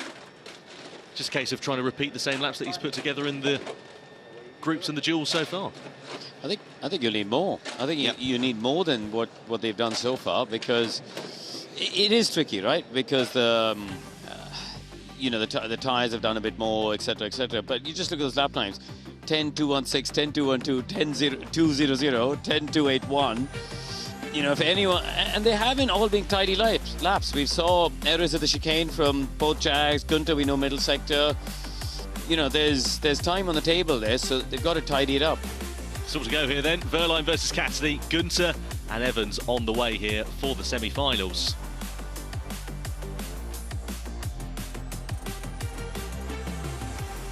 I'm loving these helicopter shots of London. What a wonderful city, what a wonderful venue we've got here at the Excel as well. Unique characteristics of this Formula E circuit. And here are some highlights then from the dual stages of qualifying. You can see Pascal Wehrlein here in that Tag Heuer Porsche. Whilst waiting to get the semi-finals underway, Sam Bird was a driver who went head-to-head with Pascal Wehrlein. Sadly didn't make the cut in the McLaren, but he'll be getting his best starting position since 2022 here. Let's go down to her and catch up with the man at McLaren. What a way to go out on a high in the last race there. Your home race, of course, in London. How is qualifying? You'll be starting from the 4th row on the grid. Yeah, it was okay. Obviously, the group stage was great. The duel, I'm a bit disappointed with the duel, but to get through in itself was good. So see what we can do from there. Yeah, I mean, obviously you finished P8 yesterday, got some points on the board. You guys are up against Envision at the moment in the Teams Championship, battling it out for 6th position. So every point counts at this point. Yeah, every point counts. It's going to be tough because they are mighty quick. Yeah. They've all of a sudden come to life, and yeah, the Jaguar power unit in the back is obviously helping them out quite a bit, but we'll do our best, Nikki. Absolutely. Enjoy the race. Good to hear there from Sam Bird then in the Neon McLaren. Happy enough with that one, as he said quite rightly, his home race and wanting to put on a good show for the fans here in London as well. A lot of support for Sam Bird, one of the stalwarts of Formula E, been involved back since the first ever race in Beijing in 2014. And here is Nick Cassidy then. I imagine a fair bit of relief for Jaguar. Well, quite visibly a bit of relief there for him. That's James Barclay. You can see exactly what that means. Both of his drivers through into the semis. Families watching on here this weekend as well. Both Mitch Evans and Nick Cassidy have got their parents and their families all here. And you can see the delight there for Barclay. But will it be him going into the finals, Cassidy? Or will it be Verline, or will it be Evans or Gunter? We'll find out. You can see there our virtual race engineer, just 8/100ths of a second between all 4 semi-final participants. And the crowd here watching on in London as well. They are absolutely loving the action at the XL. And they'll be treated to the semi-finals along the way very, very shortly. Be interesting to see what happens here between Verline and Cassidy. As I said, 1st and 3rd in the Drivers' Championship. Verline guaranteed a minimum of back-to-back starts from the 2nd row because he qualified 3rd yesterday. Don't forget about the Formula E Predictor app on the top left-hand corner of your screen as well. Tell us who you think is going to progress forwards and who the momentum is going to be with as we head into that fight for pole position.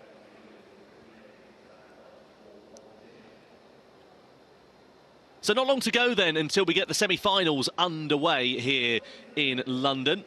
We heard from Sam Bird a few moments ago down in Neon McLaren. Nicky's also down talking to Robin Freintz, who's lining up with Envision. A top 10 start for him yesterday, and he repeats the same feat. Sadly misses out on a spot in the semi-finals, but let's go and catch up with the Dutchman, who will be lining up on the grid in that Envision Jaguar car.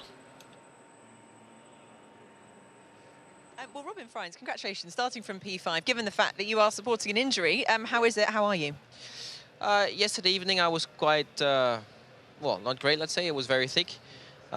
We iced it through the night, didn't sleep much, and took some pills for the swelling, so it's okay. I don't have much pain, I just have this stretchy feeling while driving, but I can get the hang of it, so I'm still pretty quick, so it's not too bad at the end. Incredibly close lap there between you and Nick Cassidy. Nick obviously did make a mistake, just less than a 10th between the two of you, so it was very tight. Yeah, it's very easy to do a mistake. I felt actually really good in the car till I went to turn 10. I did a small mistake there, and I lost quite some time compared to myself on a delta at least. But I got something back in sector 3, so but it's very close. I'm still happy to start P5 now. Well, good luck. Thanks very much, Robin Freintz. Nice to hear there from Robin Freintz in the Envision. Happy enough with that, as Nicky said, despite sporting an injury following that incident with Jake Dennis in the opening lap of the race yesterday. Now, another man who did not make it through into the semi-finals but went head-to-head with Max Gunter a few minutes ago was Jean-Eric Vergne. And Nicky's also down, talking to the Frenchman. Well, Jean-Eric Vergne starting from P5, just missing out there to Max Gunter. But how are your sort of expectations going into this race? Can you move forward from there? Yeah, I think I proved yesterday that, you know, with the incident I had at the beginning with Jake, that I could overtake. So yeah, it's going to be a tough race. Less energy saved than yesterday, so maybe less opportunities. So yeah, I mean, I'm starting 6th. I guess I'm going to watch the firework in front. Lots going on in that race, so yeah, we'll see. A lot can happen on that race, as we've seen. So yeah, I guess I'll wait and see. There's obviously, you know, the Drivers' Championship battle going on at the front, but you're very much in the Teams' Championship battle as well, with Andretti just behind. Are you going to be keeping an eye on those drivers? I mean, I'm going to do my race. Of course, I'm going to be very mindful of the guys I'm racing against. I don't want to interfere, you know, too much in the championship fight, but in the same time, I mean, I'm going to race hard and fair. So yeah, we'll see how that plays out. Hard and fair. Well done. Good luck. Thanks very much, Jean-Eric Vergne. John O'Byrne starting P5 on the grid for the race here this afternoon. Looking forward to that. Semi-final one then on the way. Pascal Wehrlein versus Nick Cassidy. This is a bit close to call, and even you think so in terms of the predictor. But 53% of you are going with Nick Cassidy. Well, he's out for vengeance, isn't he? Certainly, given where he qualified yesterday. Whatever Nick Cassidy does from here, it's a bonus in comparison to yesterday, that's for sure. But also, as you say, he's on the front 2 rows of the grid. And so from that perspective, I think the points are the only thing that really is the concern for him. He is now the hunter in the championship battle, not the hunted. And that's the first time in a long time since he hasn't been leading the title battle. This is a psychological battle, this one, I think. You know, these are 2 drivers who both got a car capable of getting pole, both have been quick so far. So Nick, just so you know, if you do get that warning, you've got 2 corners before the brakes will overheat. So that's a brake-by-wire warning again for Nick Cassidy. So all is still not well with that car, given the problems they had in practice this morning. Yeah, the information there is if you get it towards the end of the lap, you can finish the lap. If you get it in the middle of the lap, then the brakes are going to overheat by the time you get down into turn 16, which is where exactly Pascal Wehrlein is coming to now. So it's not your ideal preparation, that's for sure. That's a big concern going into the race, because, you know, they haven't done that many laps in this qualifying session. If the issues come back, then you're in the race. I know you're not braking as hard and you've got the regen and other things going on, but it is a big concern. If it's the same problem, that's the one thing, is if it is exactly the same problem. Just as a reminder, it was a brake-by-wire problem that kept Nick Cassidy out of driving at all this morning in free practice. They changed it for the group stages, and he's now out there, but it looks to be coming back. So here we are then, ready to go. Semi-final lap underway. Nick Cassidy versus Pascal Wehrlein. Wehrlein then across the line and down already in that first sector. Here comes Nick Cassidy in the Jaguar. Let's see what he's going to be able to do. We slow these 2 laps down so we get a side-by-side comparison through the first couple of corners. Nice and neat and tidy from both of those drivers here, Alan. Yeah, neat, tidy. Now this is the point here, this double right-hander as it drops down the hill and then goes over that crest. And it looks like the Jaguar's just got that little bit more front grip, but actually it looks like Wehrlein is a touch ahead at the moment. I think Wehrlein got a bit greedy on the inside curb there, or the right-hander of 7. He's lost time, yeah. Yep. I think he went a bit too hot in, understeered a bit and compromised his line. So let's look up at the chicane. Cassidy advantage in the first sector. Let's see the curb usage there. Both seem to be pretty similar, and even the lap time, it sort of reflects that. Cassidy then going through into turn 16. Wehrlein not far away. Cassidy with the advantage. But he missed the apex. He missed the apex at the tight turn 16. So Cassidy then, 2 corners remaining. Wehrlein also likewise as well. It's going to be close between these 2 as they head through the final sector of the lap. Cassidy versus Wehrlein for a spot in the final, out of the final corner. Who is it going to be between Cassidy and Wehrlein as they come across the line? It's Nick Cassidy for Jaguar who gets it by less than 0.2 of a second. He goes to the fight for the front row. What a difference a day makes for Nick Cassidy, and what a start to the morning they've had, and even a start to that qualifying session in the duels. We heard Phil Ingram, his race engineer, saying if you get that warning coming up on the dashboard, you've got 2 corners. Get in, you beauty, get in. What an emotional roller coaster. Their whole team, right? The engineers, they've all been on that journey. You know, I wonder if they all wear those sort of sensors, you know, the watches that tracks your mood over the last I think it would be on hyper. It just goes to hyper as soon as you walk into the paddock and doesn't drop down. Crunches the curb there from Cassidy coming through the chicane. Well, I imagine when he got that radio message from Phil Ingram, he felt like he won the lottery and lost the ticket. Now he's hit the jackpot with a spot in the final. Across the line we go for semi-final 2. Max Günther versus Mitch Evans. No championship ties for Max Günther. All on the line for Mitch Evans, though. He wants to face off, but he'll be facing off with his teammate in that front row fight as we come across the timing line for Mitch Evans down in towards that first corner. This is going to be very, very important. Either way, all championship contenders will be starting on the front 2 rows of the grid for the E-Prix this afternoon, but which order will they be starting it in? Out of turn 3 and 4, down the ramp. Only 500s between them in the early part of the lap. Good first sector for Günther, 24.5. That's pretty handy for him, and look at that. 0.3 of a second he's built over Mitch Evans. So could Mitch Evans be facing being knocked out, because 0.3 of a second at that part of the lap, that's a mother and father of all jobs he's going to have to make it up. Yeah, the front of the car just didn't look like it tucked in there. It looked like he was washing out, same on the exit of it as well. But I think that is actually Evans' style. I think he's using it less curb, because I've now seen that on 4 different runs. He just tends to avoid the curb, and he's gained time. So I think it's just his style. He's just using a less attacking way. He's gained time back. Gunther's up to the line and done a 10-2. This is going to be tight between these two then. Gunther goes across the line. That's a very competitive lap time for him. But Mitch Evans, 2 corners now remain. 19 through turns 20. Less than a 10th of a second in it as he comes to the timing line. And Gunther does it. Evans does not go through into the final. So it will be Nick Cassidy versus Maximilian Gunther. Jaguar versus Maserati in the fight for pole position. And Mitch Evans, championship hopeful, second in the standings, is out of qualifying in the semi-finals. This is tense. Isn't it? Isn't it? I was really rather hoping we'd get the 2 Jaguars going head-to-head, if I'm being completely selfish, because that would have been a bit interesting. But well, either way, there's still 3 points on offer, and it's not guaranteed it will go the way of Cassidy. Yes, but if Cassidy does get it, that means that all 4 will be within 4 points. So the 3 drivers between 4 points and not 7. Come on! Yeah, half a tenth win. I love Maximilian Gunther's passion. He is absolutely over the moon. Like the cat that's got the cream. This is Mitch Evans' lap. You can see him just going through.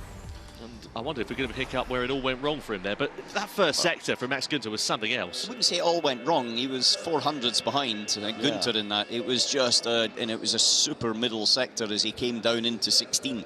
So it's nip and tuck really between the two of them.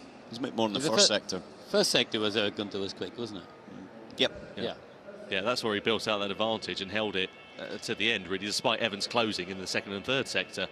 I tell you what, I think that Evans and Verline will be doing a lot of cheering for Gunther in the next 5 minutes.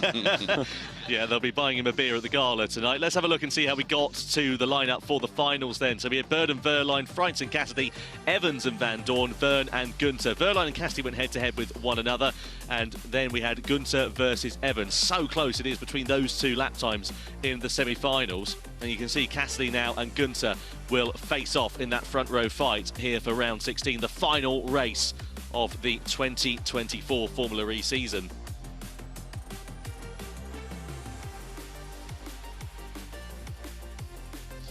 Well, elation and disappointment in equal measure, I'm sure, there for James Barclay. One of his drivers through, the other knocked out.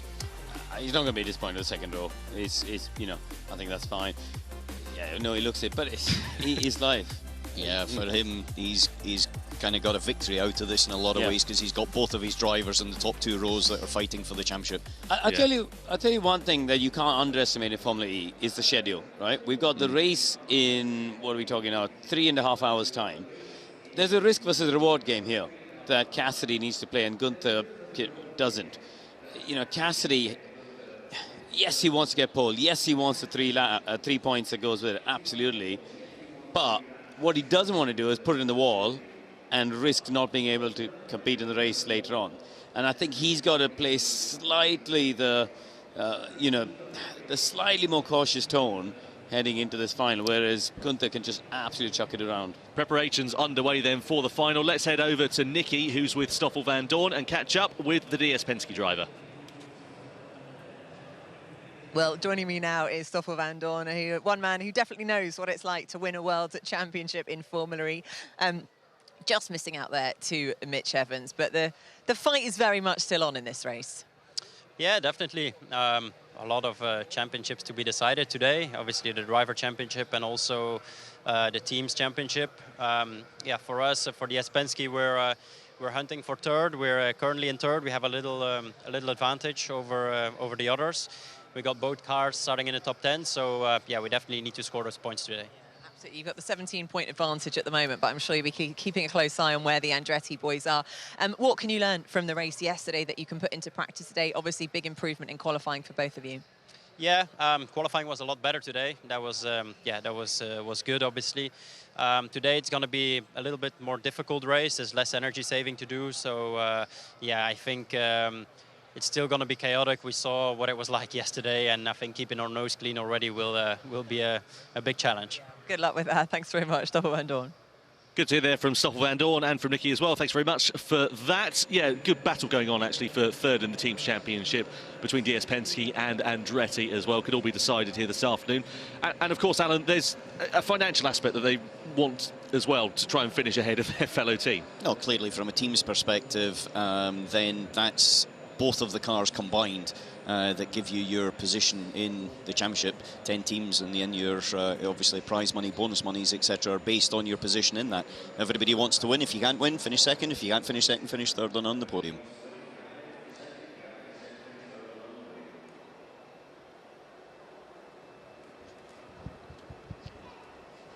So then here we are, ready to go for the final in the duels of round 16 of the 2024 ABB FIA Formula E World Championship. It'll be Nick Cassidy versus Maximilian Günther, Maserati versus Jaguar. Who is going to be claiming pole position and those all-important 3 points as well? Nick Cassidy needs those 3 points to be within 4 points of the championship lead going into the final race of the season. You can see what it looks like qualifying-wise for Max Günther. 11th position for him yesterday, 19th at the checkered flag. But that doesn't tell the full story. He was bow on for a podium, wasn't he?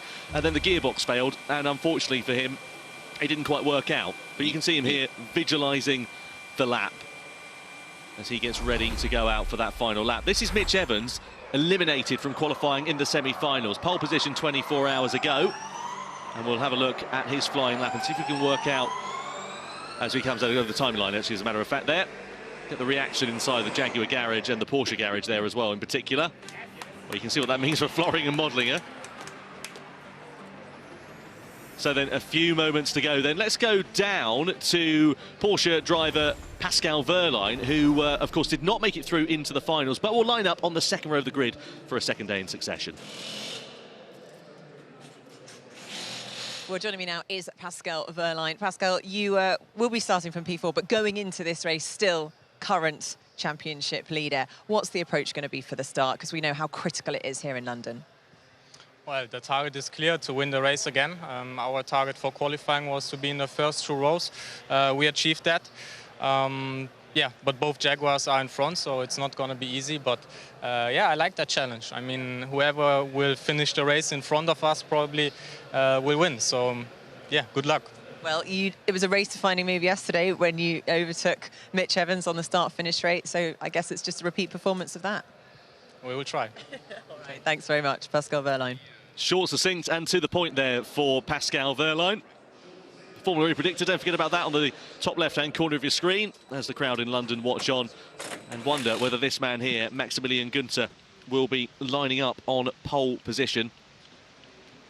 Last time he started from pole position was Jakarta in 2023.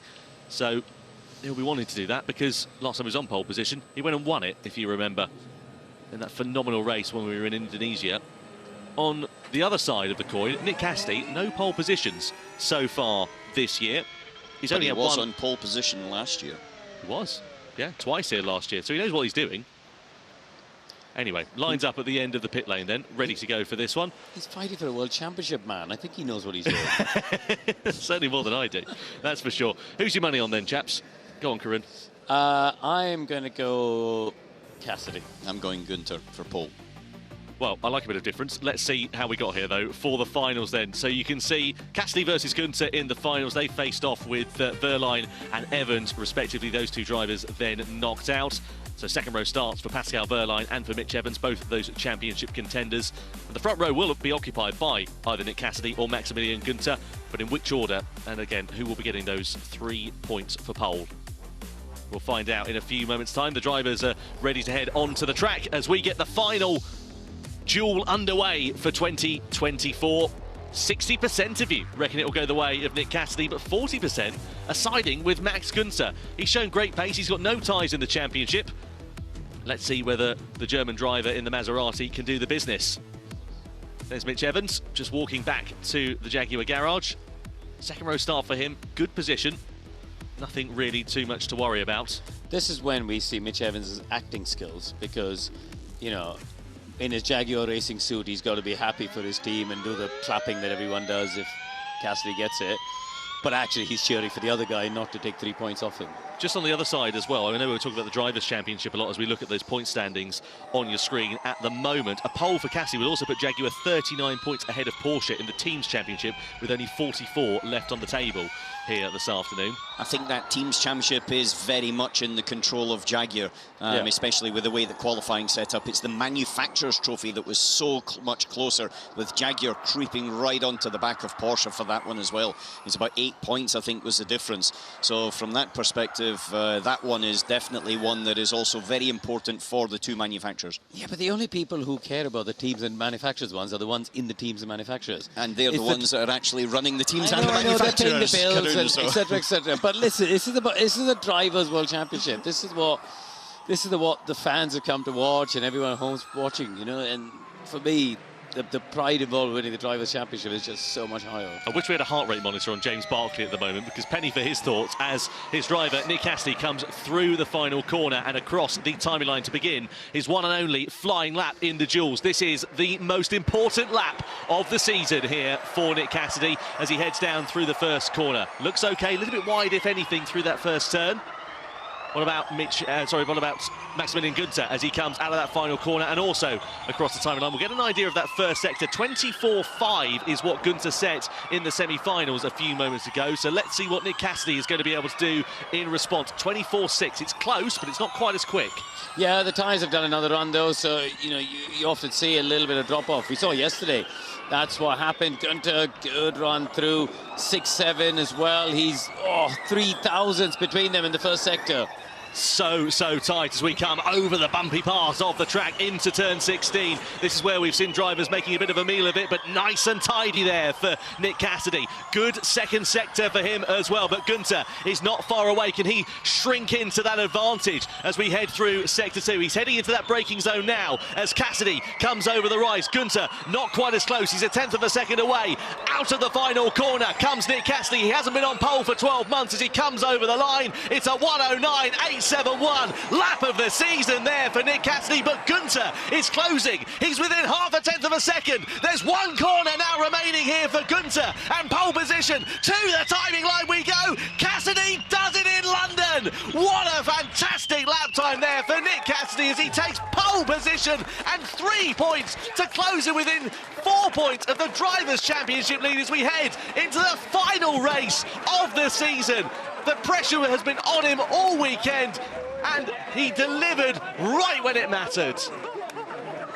Unbelievable. What a story. What a comeback for Nick Cassidy there and his side of the garage. I mean, they looked so despondent after qualifying yesterday. Absolute scenes, you know, amazing. Günther's lap was a very good lap. We've Yeah, got to say 10-0. that. But it was decimated by Nick Cassidy. Quickest in all 3 sectors. Look at that middle sector, 0.2 of a second. Incredible. Really, really impressive by Nick Cassidy. Fantastic job from Nick Cassidy. Let's get some team radio. Maybe not. And it's enough. It's enough. Yes, mate. Pole. Yes! Yes! Yes! I love the disappointment to delight in the space of about 0.5 seconds there for Nick Cassidy. Pole position for him at the most critical point in the season. If you remember, 24 hours ago, he was in 17th on the grid and gave himself the mother and father of all jobs. Now he's secured pole. He is within 4 points of that championship lead. And critically, he's now got positive momentum behind him as well. He's got the energy. That energy is overflowing. Maybe we don't need practice, mate. Maybe we don't need practice. That's what we've been doing wrong. Maybe we don't need practice, as he has an exchange there with his race engineer, Phil Ingram. Well, either way, when the chips were down, he was there ready to pick up the pieces. Fantastic job from Nick Cassidy, right when it matters. Brake-by-wire issues hampering him not only in practice, but also in qualifying earlier on this morning as well. Let's not forget. We heard him on the team radio talking to his engineer saying, if you get that issue, you've got 2 corners. And amazingly, he's managed to do it. Just fantastic. What a job. Karun Chandok has hot-footed it out of the commentary box, heading over to the E-pad to analyse that lap in a few moments' time. And what a treat it has set us up for the final here. Couldn't have asked for better circumstances, could we? 3 drivers, 4 points, and a championship on the line with a 34-lap E-Prix ready to come your way here this afternoon. And you can see that release of pressure now for Nick Cassidy. Through the chicane he went, wasn't clattering the curbs quite as much through turn 10, a little bit more through turn 11, but a fantastic middle sector. That's what got him that pole position there. He was faster than Gunter in all 3 of the sectors, but in particular, sector number 2, this part of the lap here, was where he really pulled out an advantage. Over 0.2 of a second was what it sat at that point. And look at James Barkley. Well, I don't think he'll be framing that super slow-mo and screenshotting it and sticking it on the wall, but nonetheless, it means a lot. And it also means a lot for Jaguar in the Teams Championship, and as Alan said earlier on, quite rightly, the Manufacturers Trophy as well. There's a lot of pressure on Jaguar. It's a home race for them here this weekend. They've got a lot of fans, a lot of hospitality going on. You can see just on the left-hand side of your screen the big hospitality unit they've got. Let's catch up with our pole sitter then, Nick Cassidy, here in London. Nick Cassidy, I mean, what a turn of events. What a contrast to what was going on in the garage this morning. And you've just taken pole position in your title-deciding race. Yeah, wow. What a moment. I think I'm probably been the strongest mentally I've ever been. The last 3 races have been super, super tough. I just keep doing the work. I just keep trying to bounce back. I watched an amazing video of Roger Federer doing a Dartmouth University speech. And he said, you know, you take 5 seconds to think about what's happened, you take 5 seconds to reset, and you take 5 seconds to think about what's coming next. But for me, I was like, how many 5 seconds do I need? You know, it was going on a bit. But look, I think that the turnaround from the team today with all the challenges we had this morning was absolutely unbelievable, and it's probably one of the most proudest moments of my career right now, regardless of the results this afternoon. To have that happen to us in FP3 and have our first pole like that is really special. On the radio, you said it was the best you've ever done in Formula E. Yeah, I just, like, you know, we topped the group. Even with the track Evo, the time was good enough for overall P1, and to do that after no laps this morning and only second lap was unbelievable. I think there's someone who wants to have a word with you, actually. Team Principal James Barkley. Give us a few words. Well, a few words can describe that performance, right? To be fair to him, just phenomenal. Just so proud for him. When the pressure's on, you know, the kind of best rises to the top, and he's done a phenomenal job. So super proud of him. He's never given up and dug deep today without that practice, and world class. So truly world class. Well, huge congratulations. Very special moment. 3 points for pole position. Let's bring Marco Peroni in, Chief Marketing Officer at Julius Baer, to present you with this very special trophy indeed. Congratulations to Nick Cassidy and Jaguar TCS Racing. Nick Cassidy, Jaguar TCS Racing, pole position then. His first pole in a year. And I'll tell you what, he couldn't have come at a better time. He's had a run of bad luck since Portland. Double non-score there. Championship lead whittled down to 9 points yesterday, and now he trails by 7 points coming into the final race of the season. Well, he trailed by 7 points. It's now 4 points, of course, courtesy of the 3 that he's just got for pole position. It is game on for the title, and I tell you what, winner takes all stakes. I cannot wait for one. I hope you're as excited as we are for this one. We'll be hearing from second and third on the grid very shortly, or second on the grid at least, for that matter, who will be Max Gunter in the Maserati. But what delight for them. And there is confirmation of your point standings. 3 drivers and 4 points.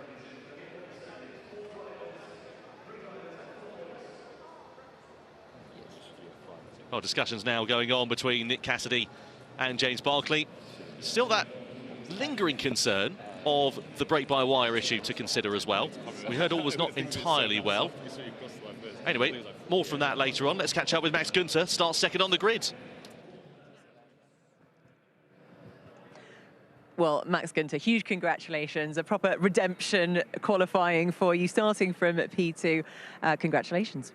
Yeah, thanks a lot. I think, yeah, extremely happy. I think qualifying, we did everything well. All laps were really good. I was very happy as well with my final lap. Didn't leave anything on the table. Well done to Nick, impressive lap. Nothing I could do against it, but yeah, I think after yesterday, it's a very, very good comeback for us. We had to change, obviously, gearbox. Yeah, adjust the car around it. In FP3 was really difficult to get the balance right, and yeah, now front row is a really good feeling. Obviously, new gearbox. Are there any worries, concerns about the gearbox after yesterday? You never know. Normally it shouldn't. Was very unlucky yesterday. But yeah, I just focus on what I can do. It's what I did yesterday. It's what I'm going to do today again. And yeah, I look forward to a good season final.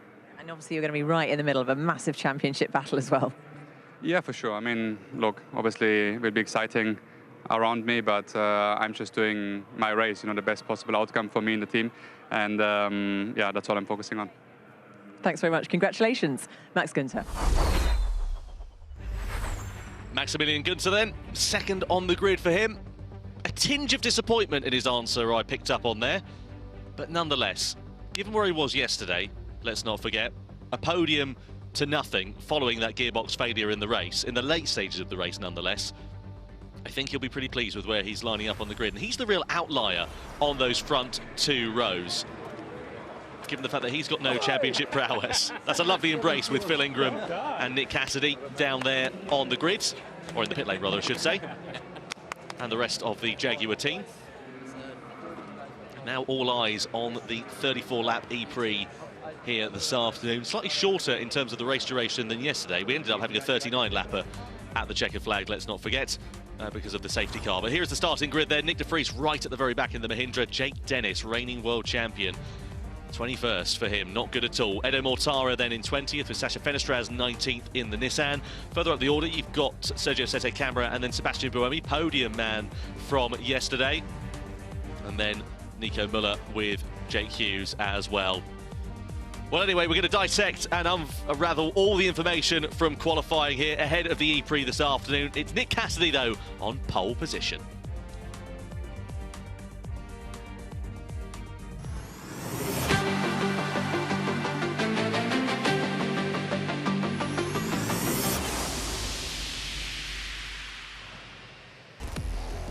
Right, so there you have it. We started the day with 7 points separating these three drivers trying to win this Formula E World Championship. But it was that man there, Nick Cassidy, that puts it on pole to put it now just to 4 points between these three drivers trying to get it done.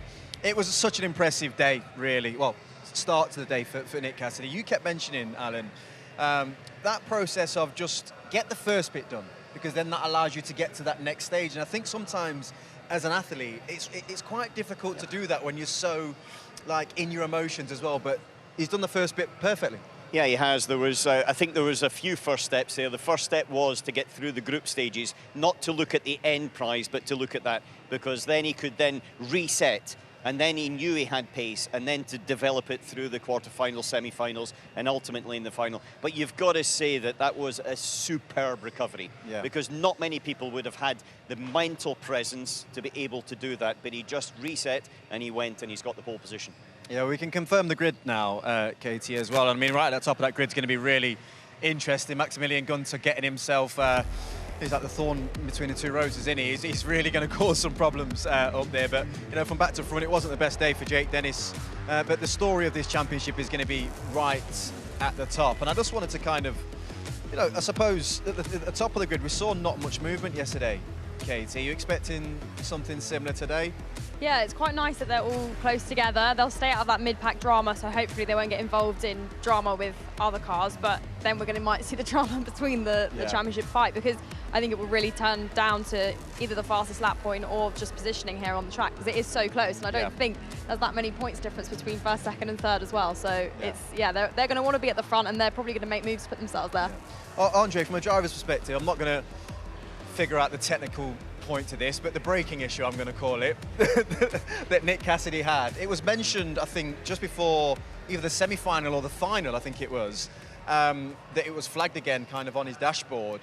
How well is he done just to kind of mentally put that to the side and just, I suppose, hope that the car survived?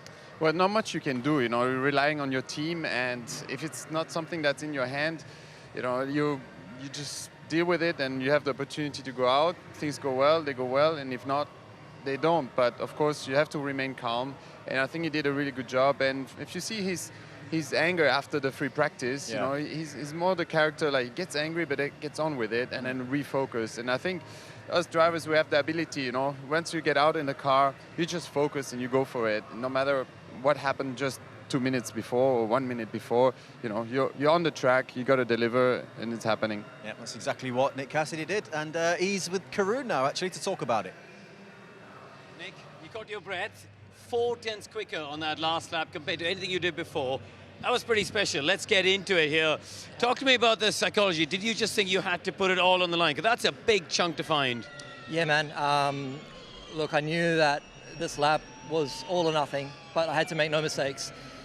The tyres really hard to have in the same window around here for the whole lap. Yeah. And so I was kind of playing through quali with, do I want it good in sector 1 or sector 3?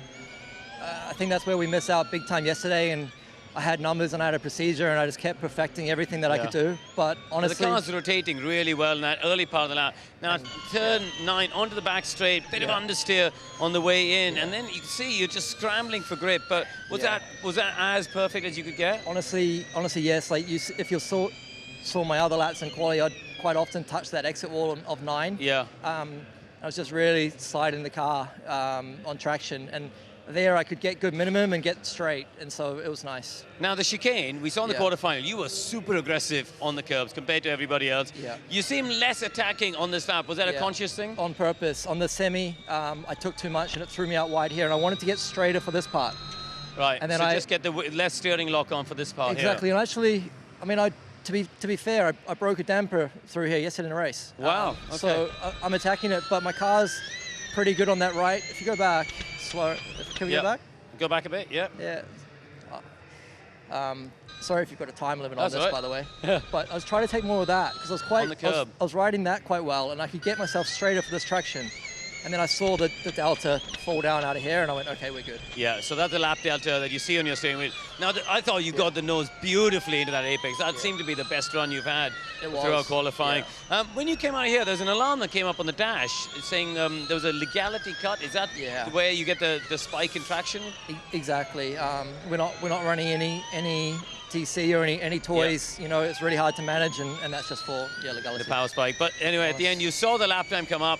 As soon as you saw 9.8, was it relief? Were you just happy when you came out of the last line? What was your feeling? You know, I saw that time, but I knew that lap, and that today is the best I could have done. And so I went across the line. When I saw that and finished that, so whatever happens, I can be proud.